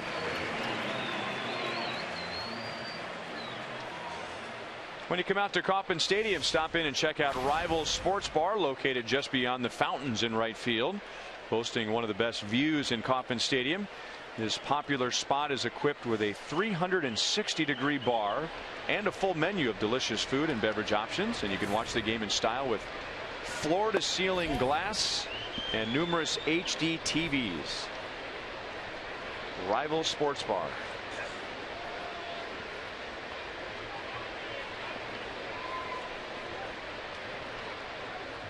Castellanos is 0 for 2.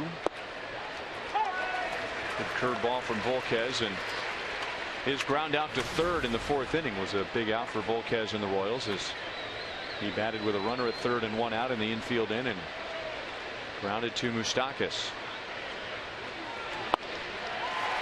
1-2.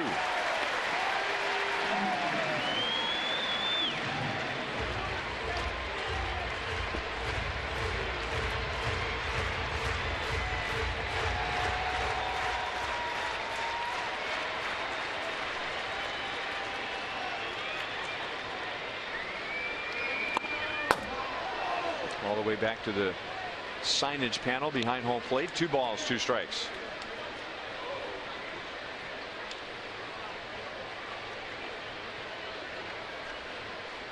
.94 pitches for Volquez. Seems like he's starting to hit his groove right about now. And really making some, finishing off some nice pitches in his secondary pitches. 3-2.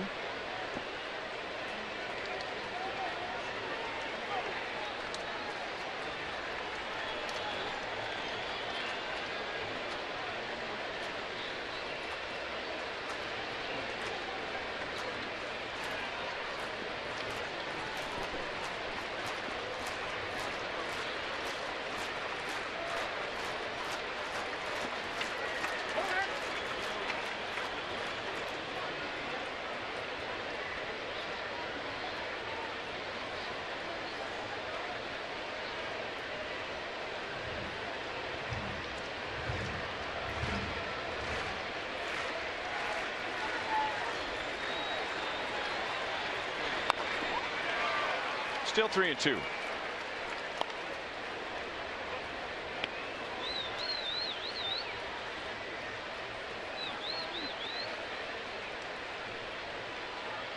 Tigers scored in the 3rd inning. Rajai Davis coming home on a throwing error by Christian Colon. It was later ruled an earned run because of the at-bats that followed the play. And then Ian Kinsler drove in Anthony Gose in the 5th inning. And we'll do it again. We were talking earlier about his tempo and how important that is to keep the defense on their toes. But you know, when they're not, they're waiting in between pitches. They're looking down. They're kicking the dirt. You know, they're trying to make the dirt take the bad hops. You know, sometimes it'll take their focus away when there's so much time in between pitches.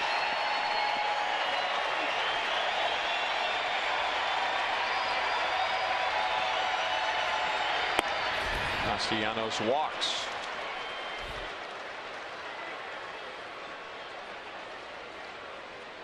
Third walk allowed by Volquez. And now a call down to the Royals bullpen as Volquez is right on the edge of 100 pitches.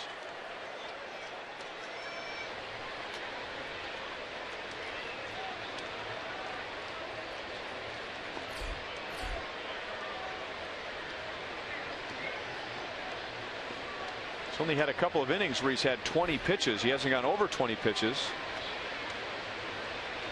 He's had very few fast innings. Iglesias was bending backward as a curve is in for a strike. Jose Iglesias has flied to center and grounded out to short.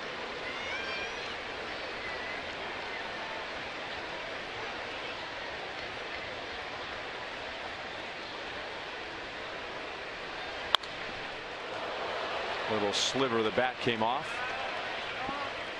0-2. Volquez has his stuff moving down. I mean, he's missing, but he's missing down. That's exactly where you want to miss. The reason he's keeping his team in the game is he's not missing pitches up in the zone. Those balls get hit. A little sliver catch Salvi in the eye. Must have.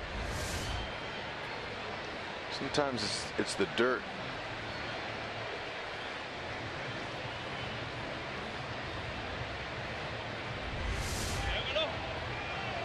That dirt, when the ball hits the dirt in front of home plate, sometimes it kicks up. You'd hope it wasn't a sliver. Okay, now once the head athletic trainer comes out and puts that in your eye, you know how it is whenever you put any kind of drops in your eye. It takes you, a few minutes to get your vision back.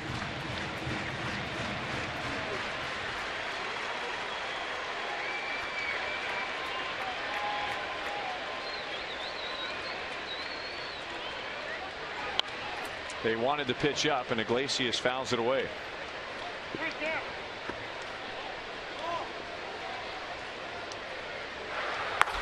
Franklin Morales ready to go. Volquez now at 101 pitches. Jose Iglesias started the night at 370. That's third in the American League.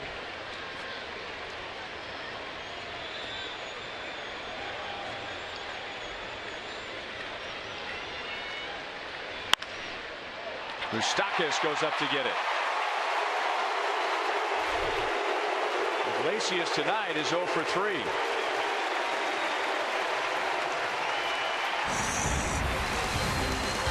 Moose trying to time that jump. Oh, snow coned it.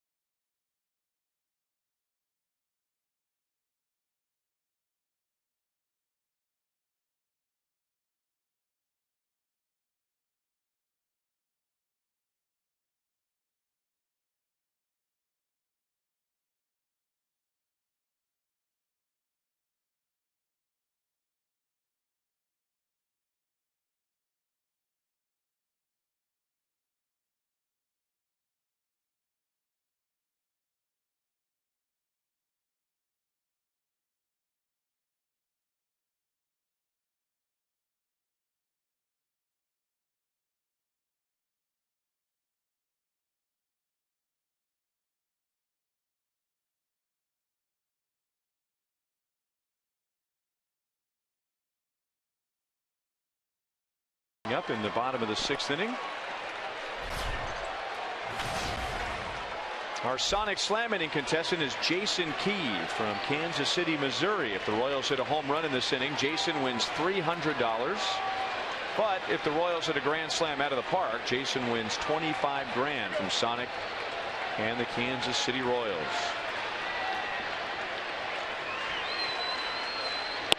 Paulo Orlando lost a hit on a good play at second base by Ian Kinsler in the 3rd inning. See if the Royals offense can pressure their defense here with some of their speed at the bottom of the order. Set the table.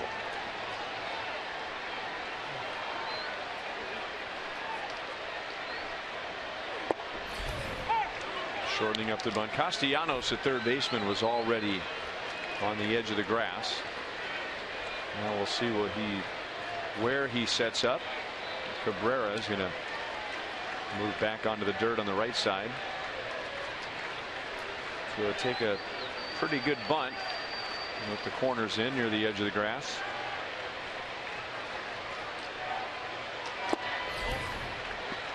Two and one.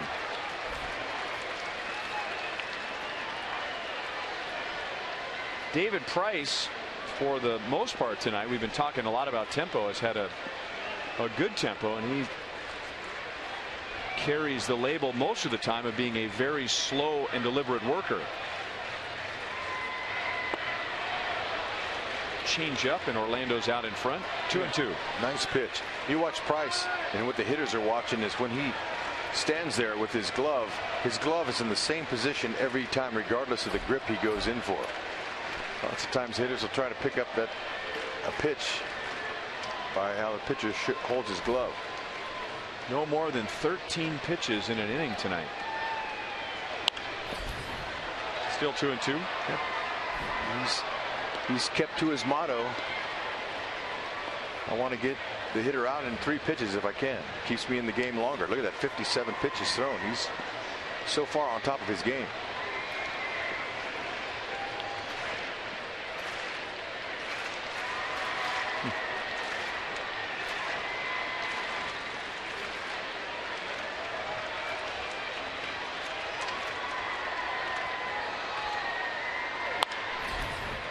You know, the Royals have seen very little of David Price.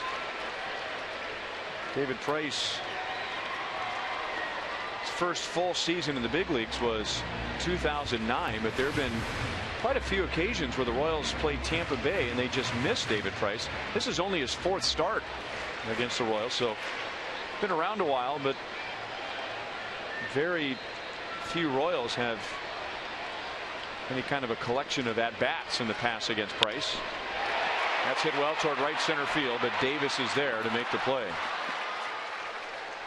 That was a 7-pitch at-bat, and you say, so what? That's the longest at-bat a Royals hitter's had tonight against David Price. He's right around the plate. Paulo fouled off some borderline pitches. Almost got it to the gap.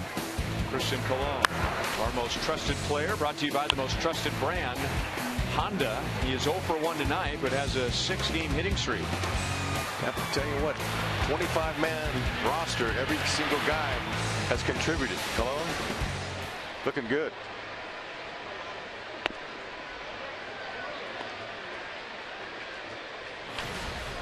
Two swings we showed you right there. He's stayed inside the ball. He's a type of hitter that's going to think right field and pull if he has to.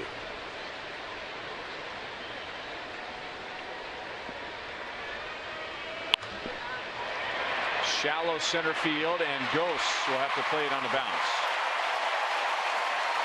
See if the Royals can turn this into something as they begin their 3rd time through the order. Just like I was talking about, he's inside out, having control. See how he's carrying his hands inside, little friction on the bat, then the hands roll after contact. Change up, it was elevated. A little bit easier to hit that pitch when it's up. So 7-game hitting streak for Colon.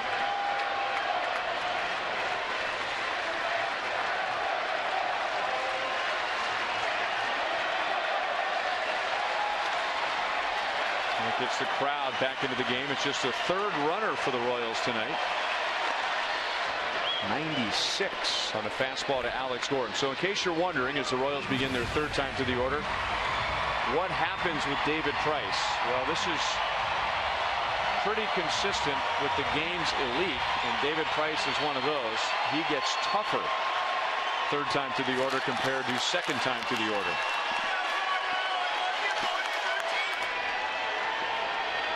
At least that's what he's done this year. Alex has flied out to deep left and flied to center. Change up coming. And it's inside.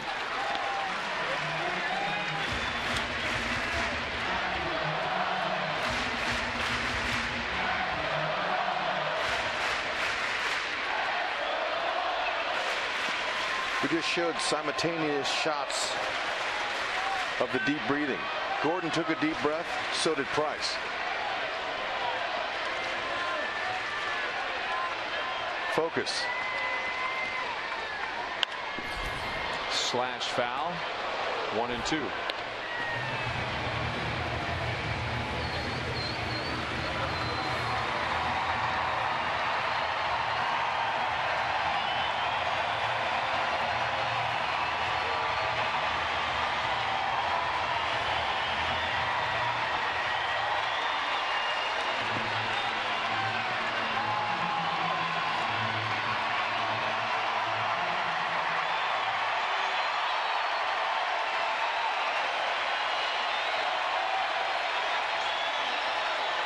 You might try that breaking ball away from Alex. Fastball, changeup, fastball. I want to see if he gives him a different look the way Avila's setting up. Still 1-2. A little off-speed pitch there. Alex was out in front of.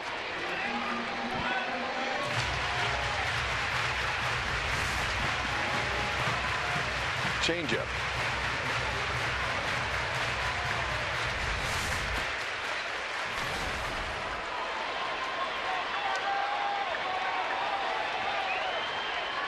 So we show you those numbers, but as Rod Allen was telling us, a Tigers broadcaster when he was here, Price hasn't been that great against left-hand batters this year.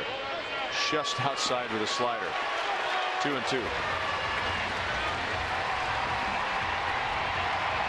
Yeah, Rod and I talked before the game about that, and he said, well, one of the reasons is he's not busting lefties in. He's leaving the ball out over the plate. A lot of left-handers are getting opposite field hits on him. So it's important he pitches in to righties, but also lefties as well.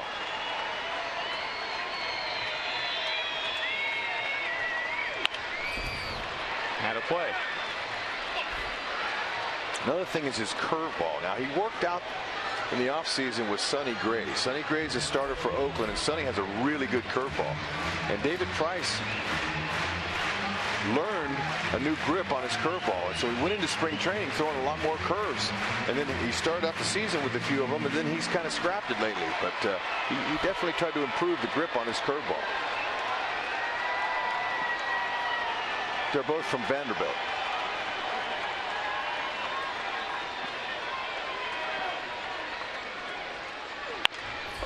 Didn't mean to do it, and the ball gets by Price. No play anywhere.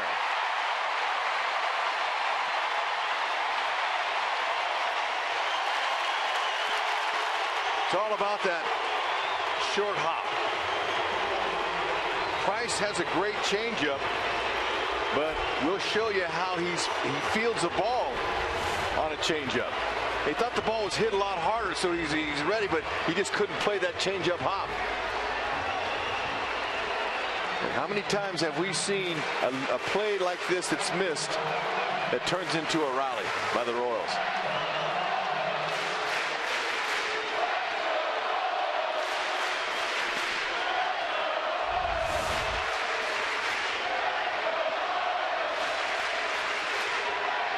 Well, 2 on, 1 out to Mike Moustakas, and now the crowd is really into the game. It's the first time all game the Royals have had more than one runner in an inning. Fastball at 96. Mike Moustakas is 1 for 2 with an infield single tonight. He has balanced his books well against righties and lefties.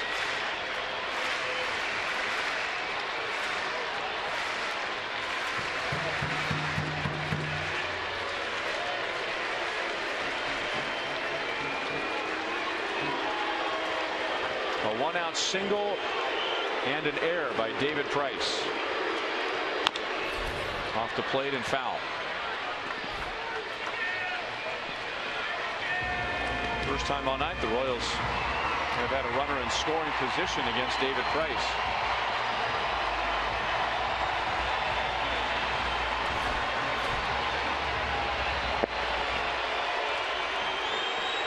He hadn't pitched or thrown more than 13 pitches in an inning, and now 18 in the bottom of the 6th inning. See if Moose goes to his 2-strike approach and looks to hit the ball the other way. Stock is hitting .261 with the runner in scoring position so far. Crack bat, and Castellanos steps on third in time for a double play. Or was it? Rusty Kuntz, Royals first base coach, doesn't think so. But Royals got word from the clubhouse that indeed it was a 5-3 inning-ending double play.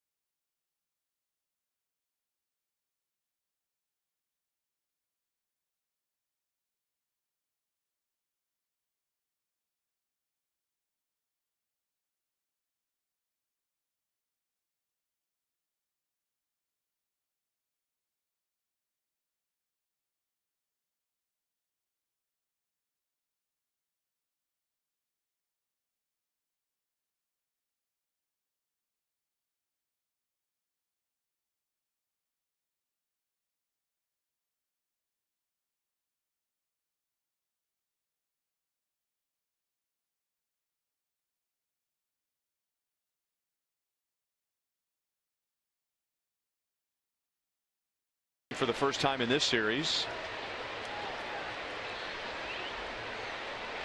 And the Tigers have Rajai Davis, who is a very capable leadoff man. He is batting ninth tonight, but this is the third time he has led off an inning. Led off the third with a walk and scored Detroit's first run, and then led off the fifth with a fly out to center field.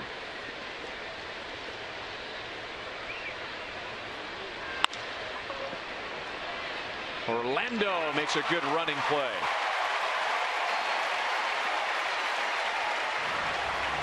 On contact, Davis thought he had a base hit. The speed and the legs of the Royals in the outfield, they break a lot of hearts. Look at Davis. He's coming out there saying, now watch him. Look at Davis. Oh, rats. Ball was sinking. Followed long strides. He got to it with no problem.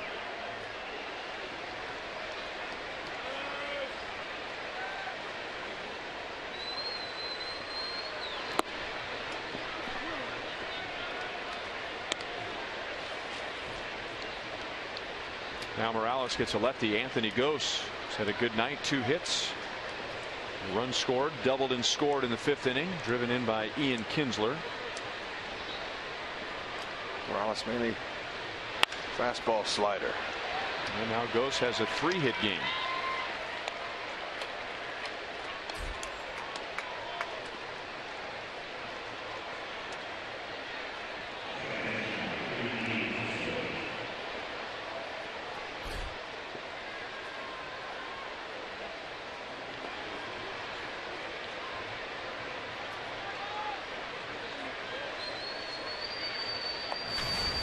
We saw Ausmus last year pull off a few hit and runs with Kinsler. Kinsler's, he's a dead pull hitter. He likes to get up on that plate and look for something to drive out of the park.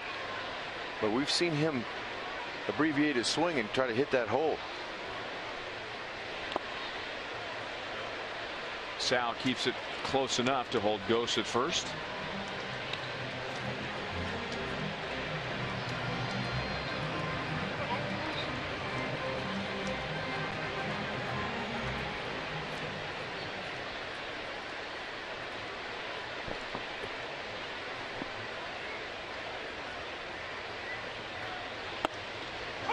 At the knees, 1 ball, 1 strike. Morales with type of a herky-jerky type delivery. He's got Gose going back to the bag every time he breaks his hands to go home. So Gose is having a hard time picking up Morales.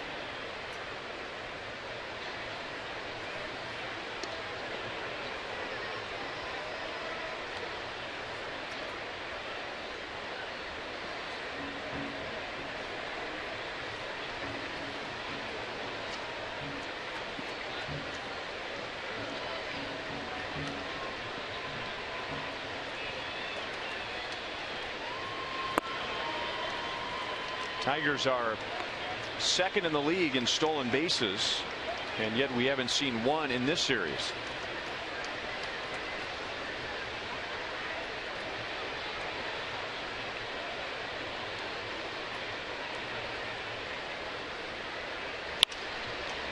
Grounded foul, 2 balls, 2 strikes on the Arizona-born former MU Tiger Ian Kinsler, who started his collegiate career at a junior college in Arizona, then moved on to Arizona State. Met Tim Jamison at a summer league game. Kinsler wasn't playing much at ASU. Tim Jamison had an opening, and Kinsler finished his college career in Columbia. And again, Gose didn't have a great initial read on the throw to first by Morales. Morales being a former starting pitcher, he's got some tricks up his sleeve as far as that move goes. And there you go. Lots of times a lefty will use his head as the one key to throw the runner off. Sometimes he'll throw over looking at you, and then he'll turn home and in his delivery and throw over to first.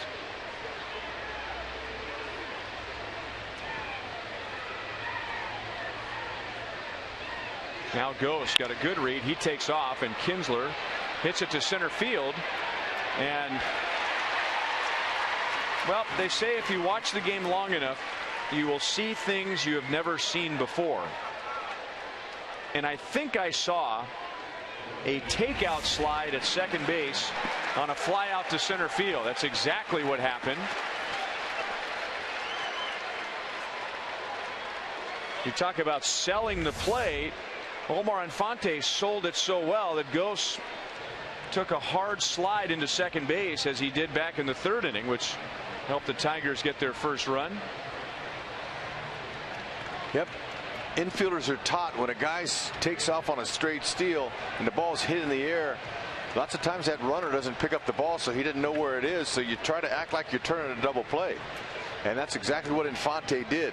Now, he would have sold it even better had Colon played along with Infante, but Colon was looking for the ball in center field, so Ghost saw Colon and he goes, oh, okay, it's a fly ball.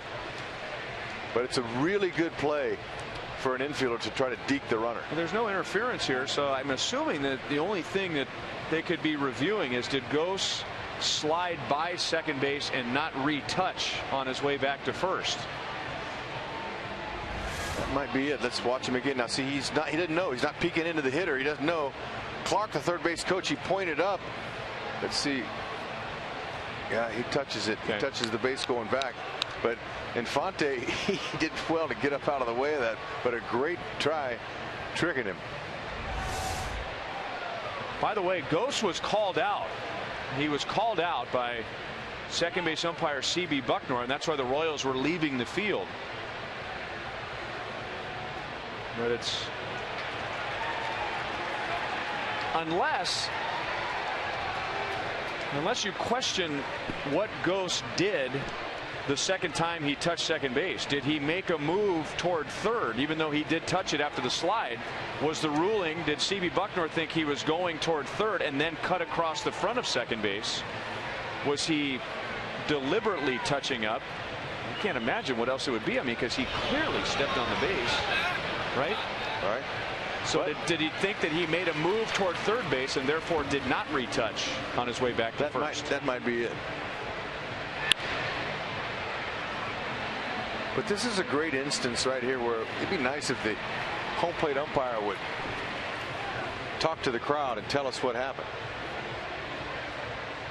Omar Vizquel, he's seen it all. First base coach over there for the Tigers. Because HUD technically, and again, I guess you get into intent here, because when a runner runs through first base, he may veer towards second, but if the umpire judges he wasn't deliberately making a move to second base, then it doesn't matter where he runs up the line. So and can be tagged out. And can be tagged out. So some people think, well, if he runs up first and he's on the left side of the line, then you can tag him out. No, he has to make a move to second. So was there intent, or was it an inadvertent move toward third base? Because Ghost did retouch, but then after he retouched, his first step was toward third. They're taking a long time reviewing this. Okay, on the bag now. His feet were squared up to third. Now, if Ghost did not leave his feet and he just ran to second base and did that exact same thing, he's out. He did not retouch. But because he slid,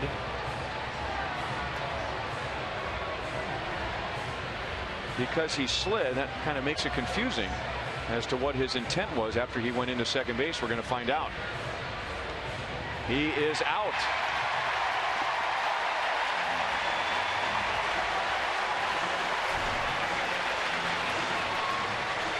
Tigers still haven't stolen a base. By the way, the call stands, and that ends the inning.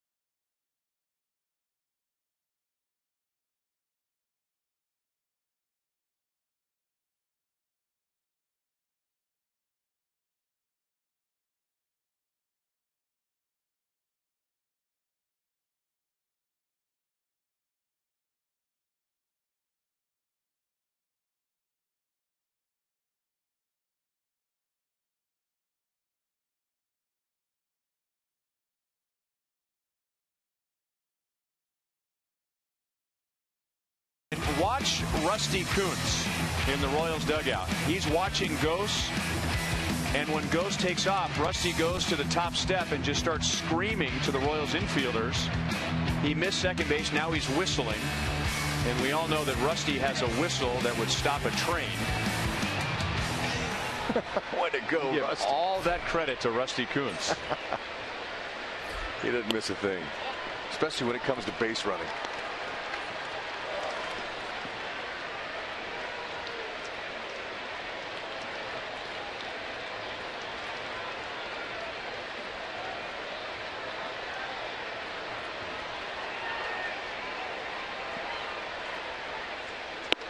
We mentioned that the call stands. This year we have the advantage. And I say we, our crew, we get an email explanation after there is a review. And the explanation was that, yes, he did touch second base, but afterward he made a move toward third. It was not an intentional move toward third, but after he slid to the bag, he then stepped on second base, but his first step was toward third base. Now, it's interesting to point out the call stands. So what that means is that the umpires in New York, they didn't see any evidence one way or the other, so they defer back to the call that C.B. Buckner made. If the umpires in New York saw exactly what C.B. Buckner saw, then it would have said the call is confirmed. So it's kind of a fuzzy explanation, but you defer back to the play on the field. Yeah, but you were right originally when you said that he didn't retouch. And it was hard for me to see that he was actually making a move towards third, but he did square his legs up and then he didn't retouch.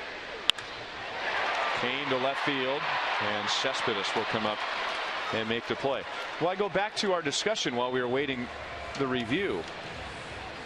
It's a misperception that when a runner is going from home to first, if he goes through first base and he's safe, if his momentum just takes him to the left side of the first base line, that you can tag him out. And that's not true. The runner has to make a deliberate move towards second base, and then he can be tagged out. Well, the same at second base. Ghost was not trying to go to third there. Right. But he did take a step toward third base. He made a move toward third base, and therefore he would have had to, well, I guess technically he would have had to touch up a second time. Right, he needed to touch again. It looked like to me he touched, but obviously now watch his footwork here. He's looking to go to third. He thinks the ball was by him. There's the touch, but then that right there, his left foot, his next step with his left foot was toward third. In order for him to have been safe, he needed a retouch. So if he had gone directly back to first base when he had stepped on the bag after the slide, that would have been enough.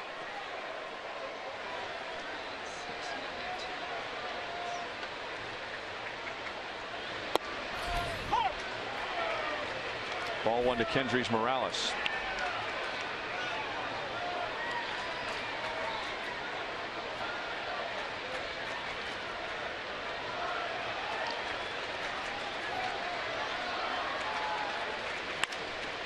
Off the end of the bat into center field. Ghost is there.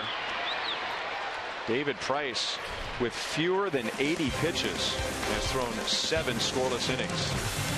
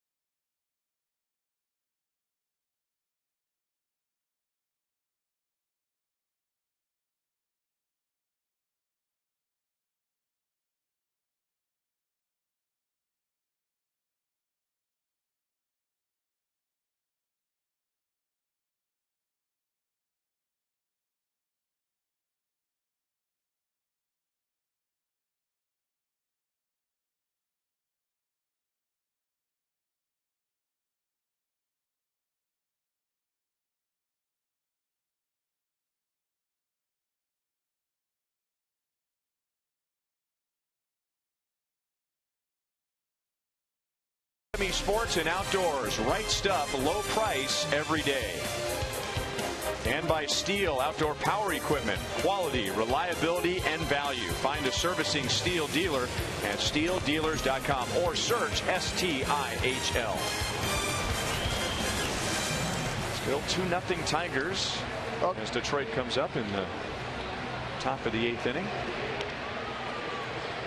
Joel, it sounds like you are dying to jump in. I can't wait. And here we go, our Mazda game break. New York at Boston, and this is Chris Young, not the Royals Chris Young, but a Chris Young who was a big-time player and then struggled for a while and now seems to be back.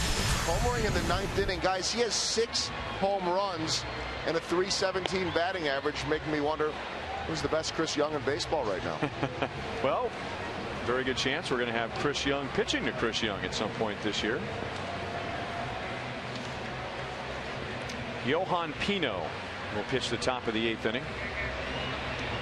And he has quite a task ahead of him. Miguel Cabrera, Victor Martinez, and Yoenis Cespedes. 3 games, no earned runs allowed by Pino over 8 2/3 innings. He's a guy who'll use all 4 pitches. Not overpowering, but throws that sinker, slider, curve, and a change. He's going to work down in the zone. He's a pitch to contact ground ball pitcher.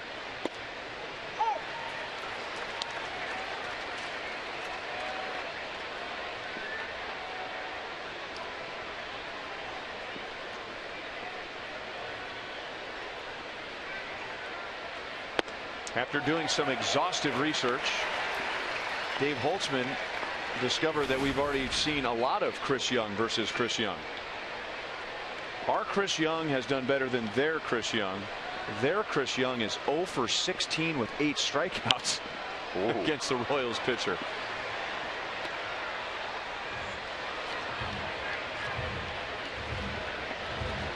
I'm not surprised. Chris Young was fantastic last night, and you know the Tigers would prefer they never see him again either.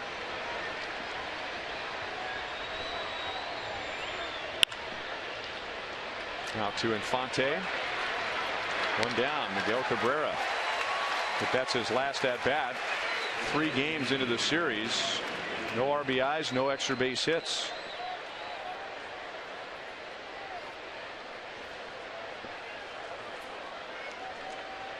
And now Pino will get Victor Martinez.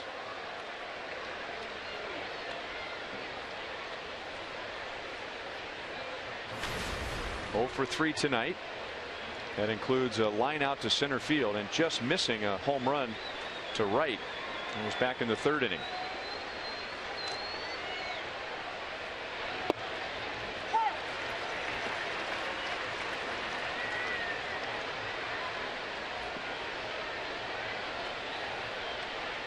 After the strike, Mike Moustakas moves from the left side of the infield over to the right side.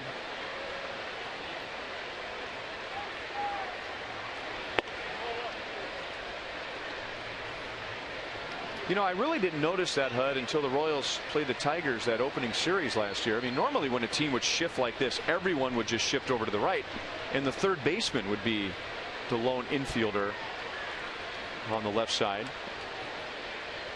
But Brad Ausmus, and it goes back to that Mike Moustakas shift.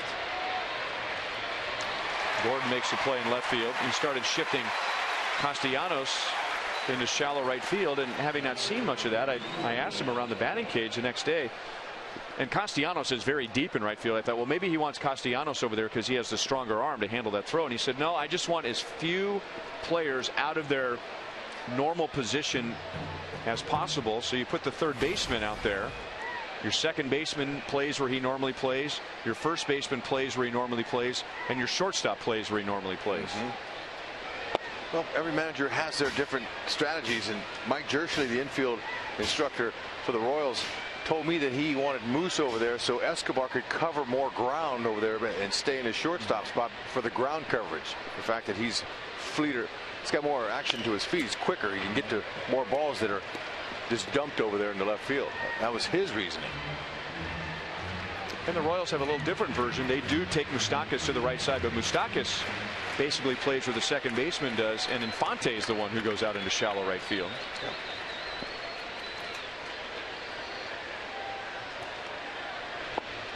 And I guess safe to assume for the same reason you'd rather have Infante patrolling shallow right field with a little more range.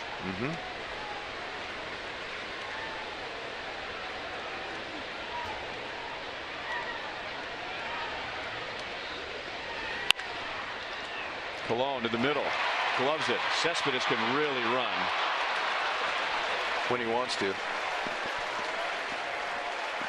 that last night or the night before? Night before. Colon, nice try. Playing Cespedes to pull. He loves to pull the ball, but this ball just hit a little bit more up the middle. Got to his feet quickly, used the ground. Not in time.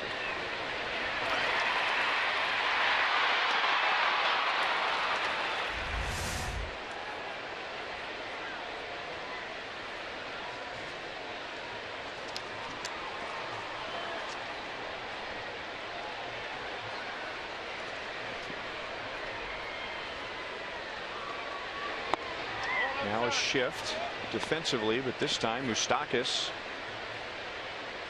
stays on the left side because he's close to his normal position. Right, and it's all about playing the percentages.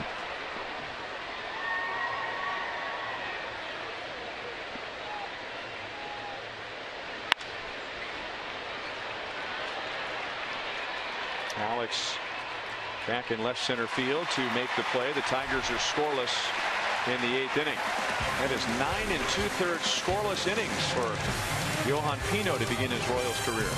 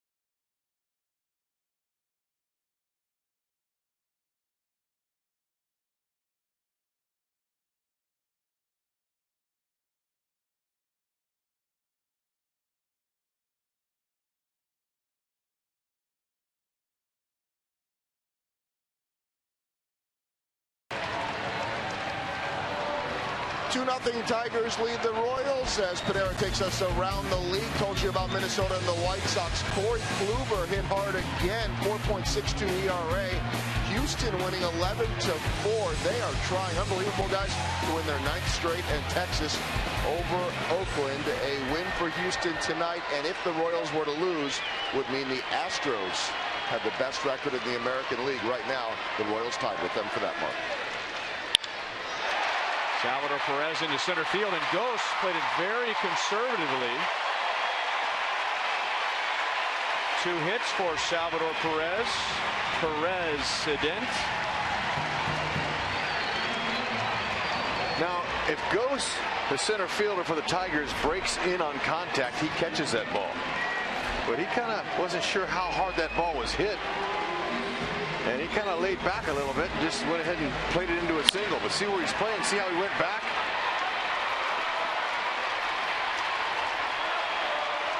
Wasn't going for the catch.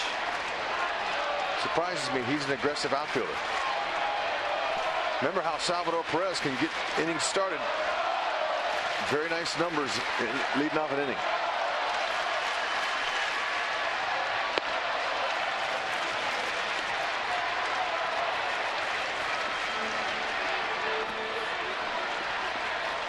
He has a 2-hit game, so he has half of the Royals' hits against David Price.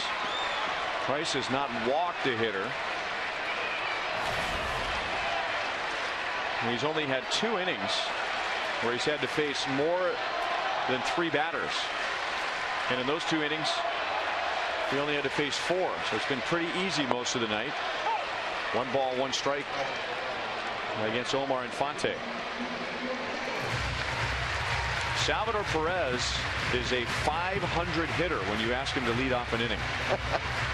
Well, we've seen it happen. He's an igniter. See if they can follow suit here. Omar Infante is 1 for 5 in his career against Price. That 1 hit was a home run. In the air to right field. 1 away. 83 pitches, so he has plenty in the tank. You'd figure to go the distance. David Price has 2 career shutouts.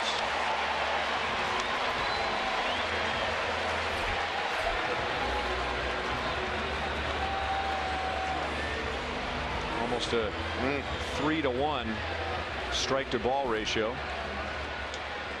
And he's thrown as many as 108 pitches, and he's done that twice this year.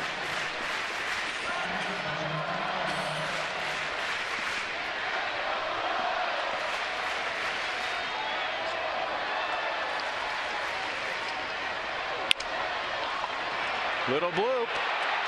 Davis comes up, makes a good running play, no double play.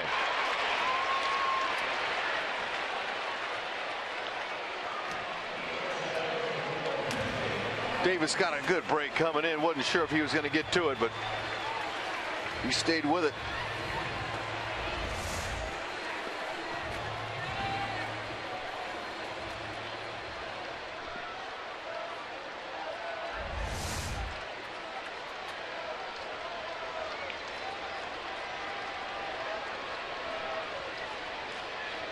Christian Colon is 1 for 2. He's hit in 7 straight games.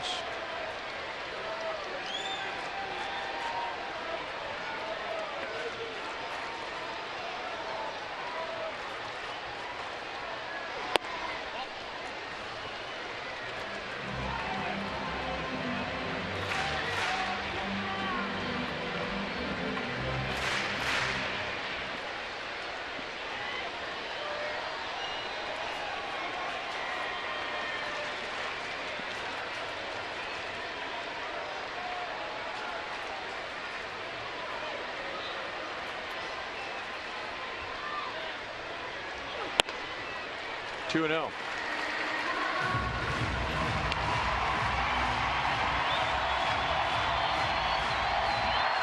Kelvin Herrera just begins to warm up in the Royals bullpen.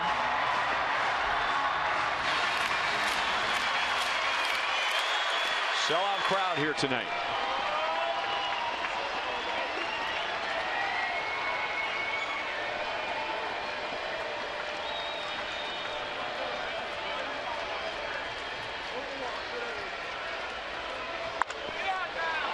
In the air to left field, deep, and foul. It looked foul on contact.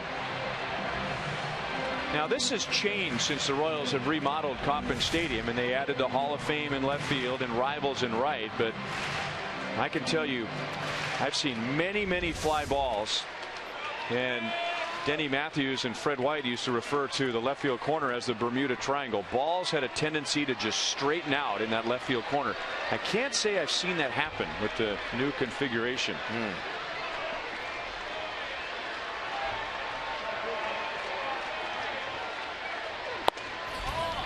The wind currents have changed somewhat, and before the reconfiguration, oftentimes, even though it was windy here, there was no prevailing wind. The wind would come in the ballpark and just kind of swirl, and the effect oftentimes was pushing the ball from left to right in the left field corner. Back into play.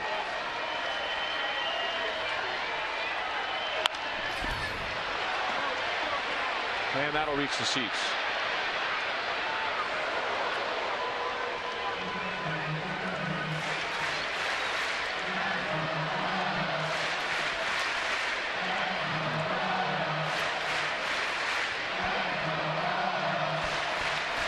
Royals did not get a runner tonight against David Price until the 4th inning. 1 runner in the 4th, 1 in the 5th, 2 in the 6th, and now 1 here in the 8th. So only 1 of Price's 8 innings so far as he had to deal with more than 1 base runner. And this will be his 90th pitch with 2 down in the 8th inning. Cologne got to be looking for that fastball here. Price thinks he can get it by him. Well, he did get it in on him. Iglesias calls off Castellanos, and that's the inning. Leadoff single. 8 scoreless innings for David Price.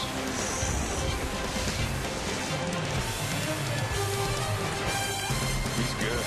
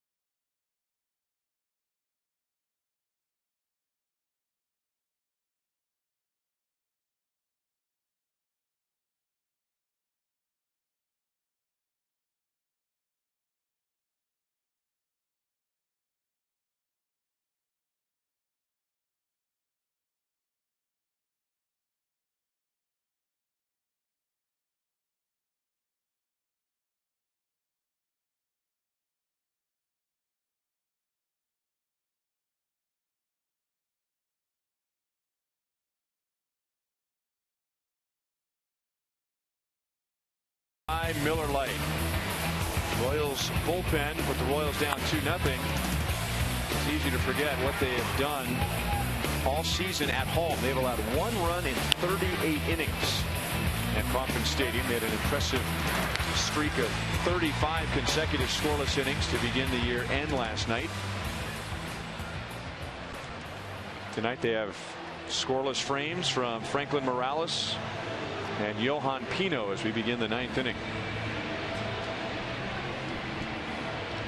So Johan Pino, the Royals figured when they signed him that they were getting a strike thrower, and they were right. He has gone 9 2/3 innings, so the equivalent of beyond a start.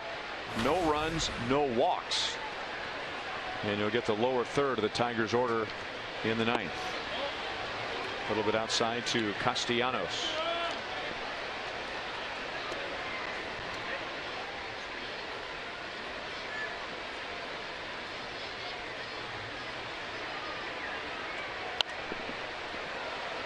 One and one. Well, never thought I'd ever say I sure hope we get to face Joakim Soria in the 9th inning. That's right.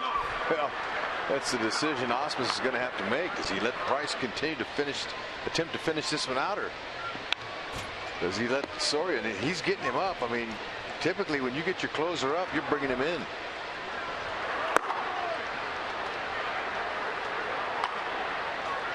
Also, Tom Gorzolani warming up.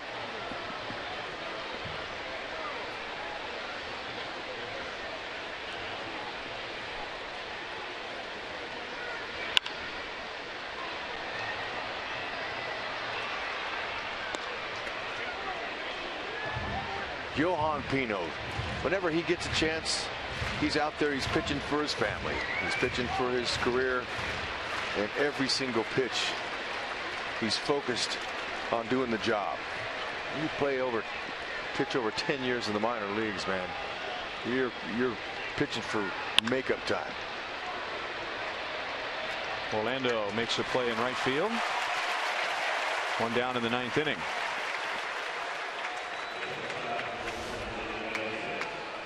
Sundays at Kauffman Stadium are great for the entire family. And we have a family fun day Sunday tomorrow. It features face painters, balloon artists, an entertaining DJ, and player autographs atop the Royals dugout. And the fun doesn't stop there. Following the game, kids under 14 can run the bases in the Skippy Fun Run, and make sure you get in line quickly because the first 500 kids will get a Skippy t-shirt. Nice.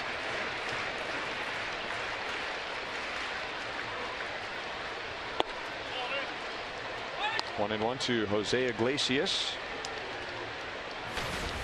for 3 tonight. Lined out to Moustakas in the 6th inning. Bunning, and Moustakas will run it down.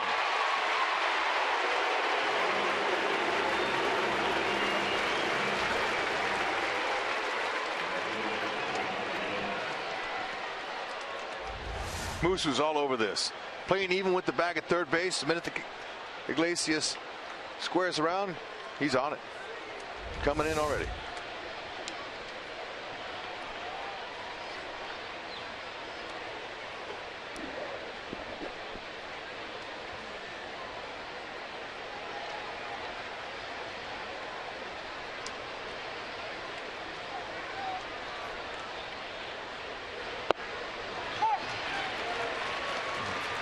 Pino, very smooth, like his delivery. He's got a two-seamer that comes in on righties. It has a nice little running action. Sliders going away, but keeping that ball elevated. Salvi wants this one up. And it's 0-2.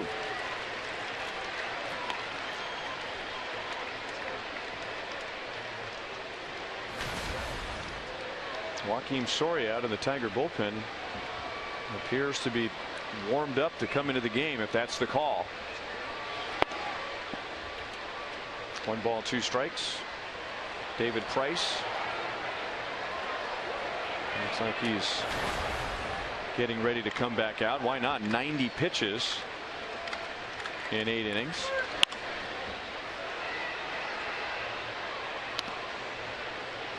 Tom Gorzolani is also warming up out there. I would assume that would be just in case the Tigers had added to their lead and it was not a save situation. Soria has been throwing the whole inning and looks like he is hot, as they say, meaning warmed up and ready to come into the game.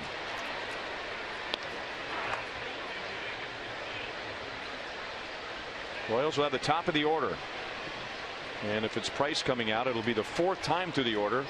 Gordon, Moustakas, Kane.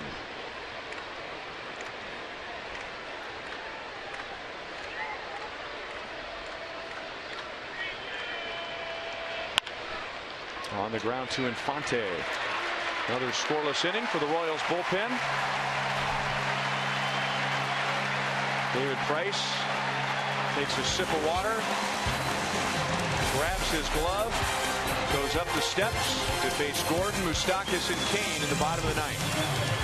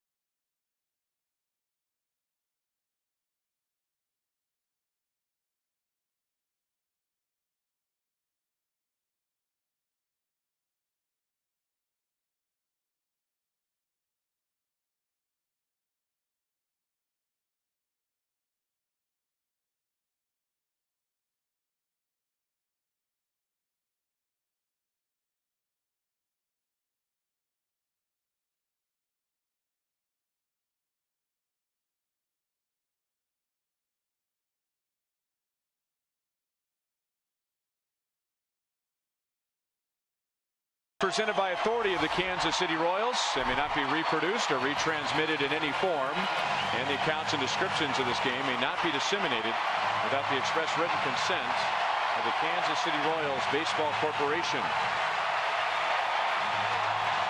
Hello, Wichita Yellow Jackets. See if you can help get the Royals some runs. It would be their first runs. David Price is going for his third career shutout. The Royals have other plans. He is at 90 pitches, and the Tigers have a righty and a lefty ready in the bullpen. A little roller up the first base line is going to go foul. Good thing. That would have been an easy play for Cabrera. Andrew Romine takes over at third base for Castellanos.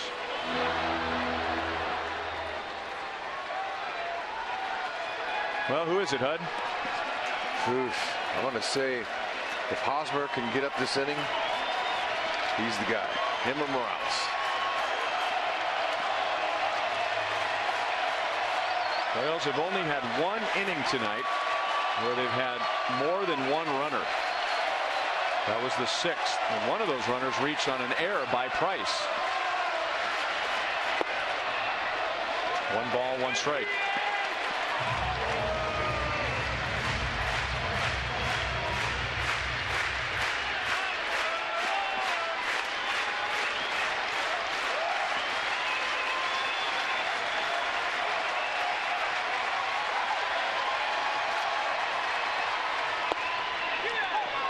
Changeup is in there, 1-2. His fastball changeup combination has been working. A few cutters he's been mixed in. Very few breaking balls.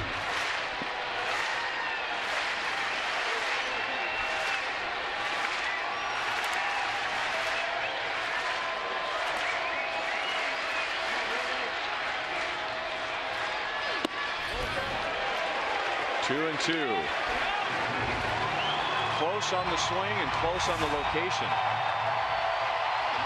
Yeah, I thought it was a better location. Well, maybe you notice that last pitch was 95 miles an hour. So Price looks like he still has plenty of gas left in the tank. Just inside at 96. Boy, Avila threw that ball back to Price. Price was looking to first base and almost hit him. He wanted it. Look at him, watch him look away. He's looking away, and then here comes the ball. Oh.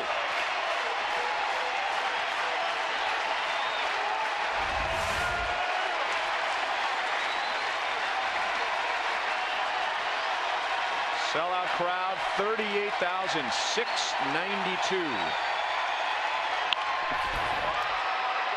Cole just fouled.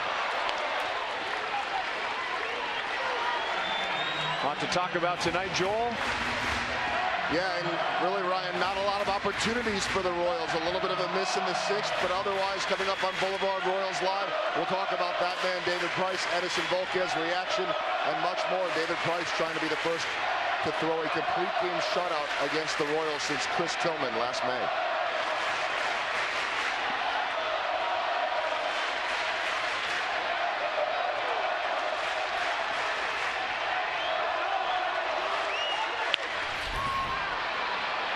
Romine gets tested right away and makes a nice play over the back in foul territory.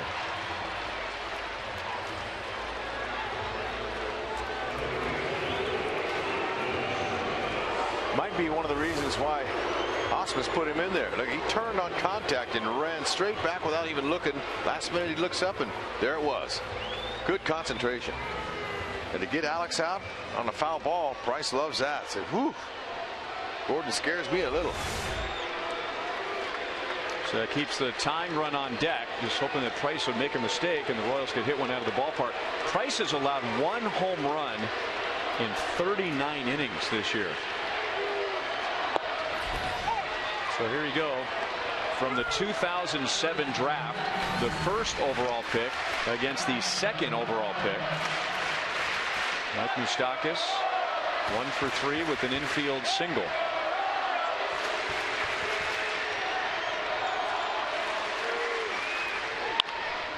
Didn't mean to do it. And Price throws low. Cabrera handles it. And there are 2 down. You know, there's a interesting story behind that. In 2007, David Price was the runaway first overall pick. All 30 teams would have taken David Price out of Vanderbilt. And you might remember the 06 season. The Royals went to Detroit. The Royals had nothing to play for. The Tigers had to beat the Royals once at home in the last 3 games, and they win the division. The Royals swept the Tigers. Minnesota won the division. Detroit became the wild card. Thrilling finish for the Royals, but by winning those 3 games, it cost them the first overall pick. Wow. Well, Royals didn't do too badly with their second pick. No, they didn't. And the Tigers didn't do too badly. They were the wild card, but they still ended up in the World Series and lost to the Cardinals.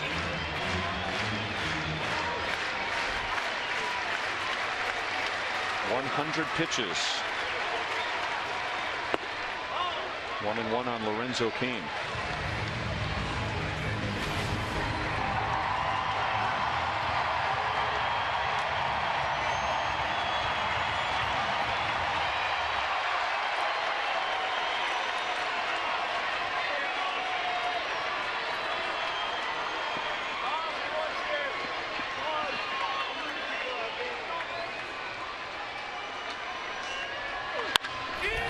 Blasted to left field, and the Royals are on the board.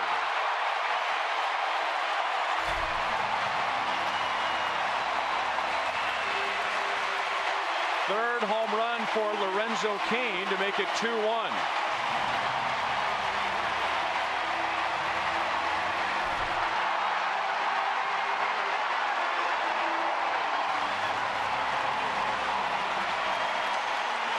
None on our house field, and your first career start at the K, he thought he had a shutout going, but not until that swing.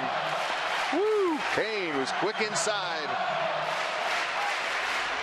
Third homer on the year. Well, you said, Hud, if Hosmer comes to the plate, he would be your bus driver, and he comes to the plate.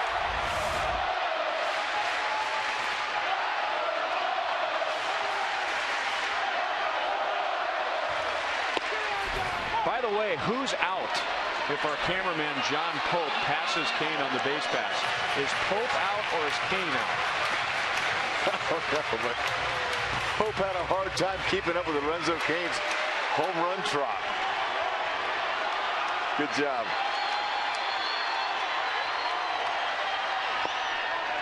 One ball, one strike.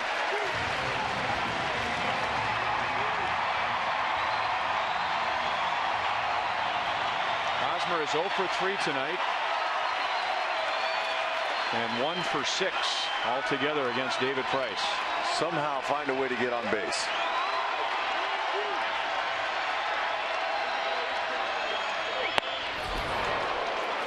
One ball, 2 strikes. Look at John Pope. Okay, Pope's waiting. He's well rested.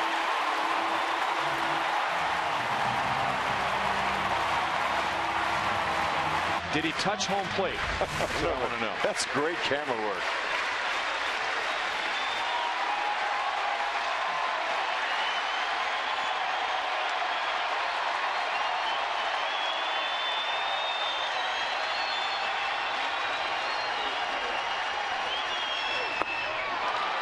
Down to the last thrilling pitch. The Royals made it interesting in the bottom of the 9th thanks to Cain's home run, but in the end, it's a complete game for David Price. He loses the shutout with 2 outs. But David Price gives up 1 run, 5 hits in 9 innings. Finished it with the changeup, and you know, and he was impressive. Price was how he mixed up his fastball and changeup combination. Finishes the game with a change. Excellent job.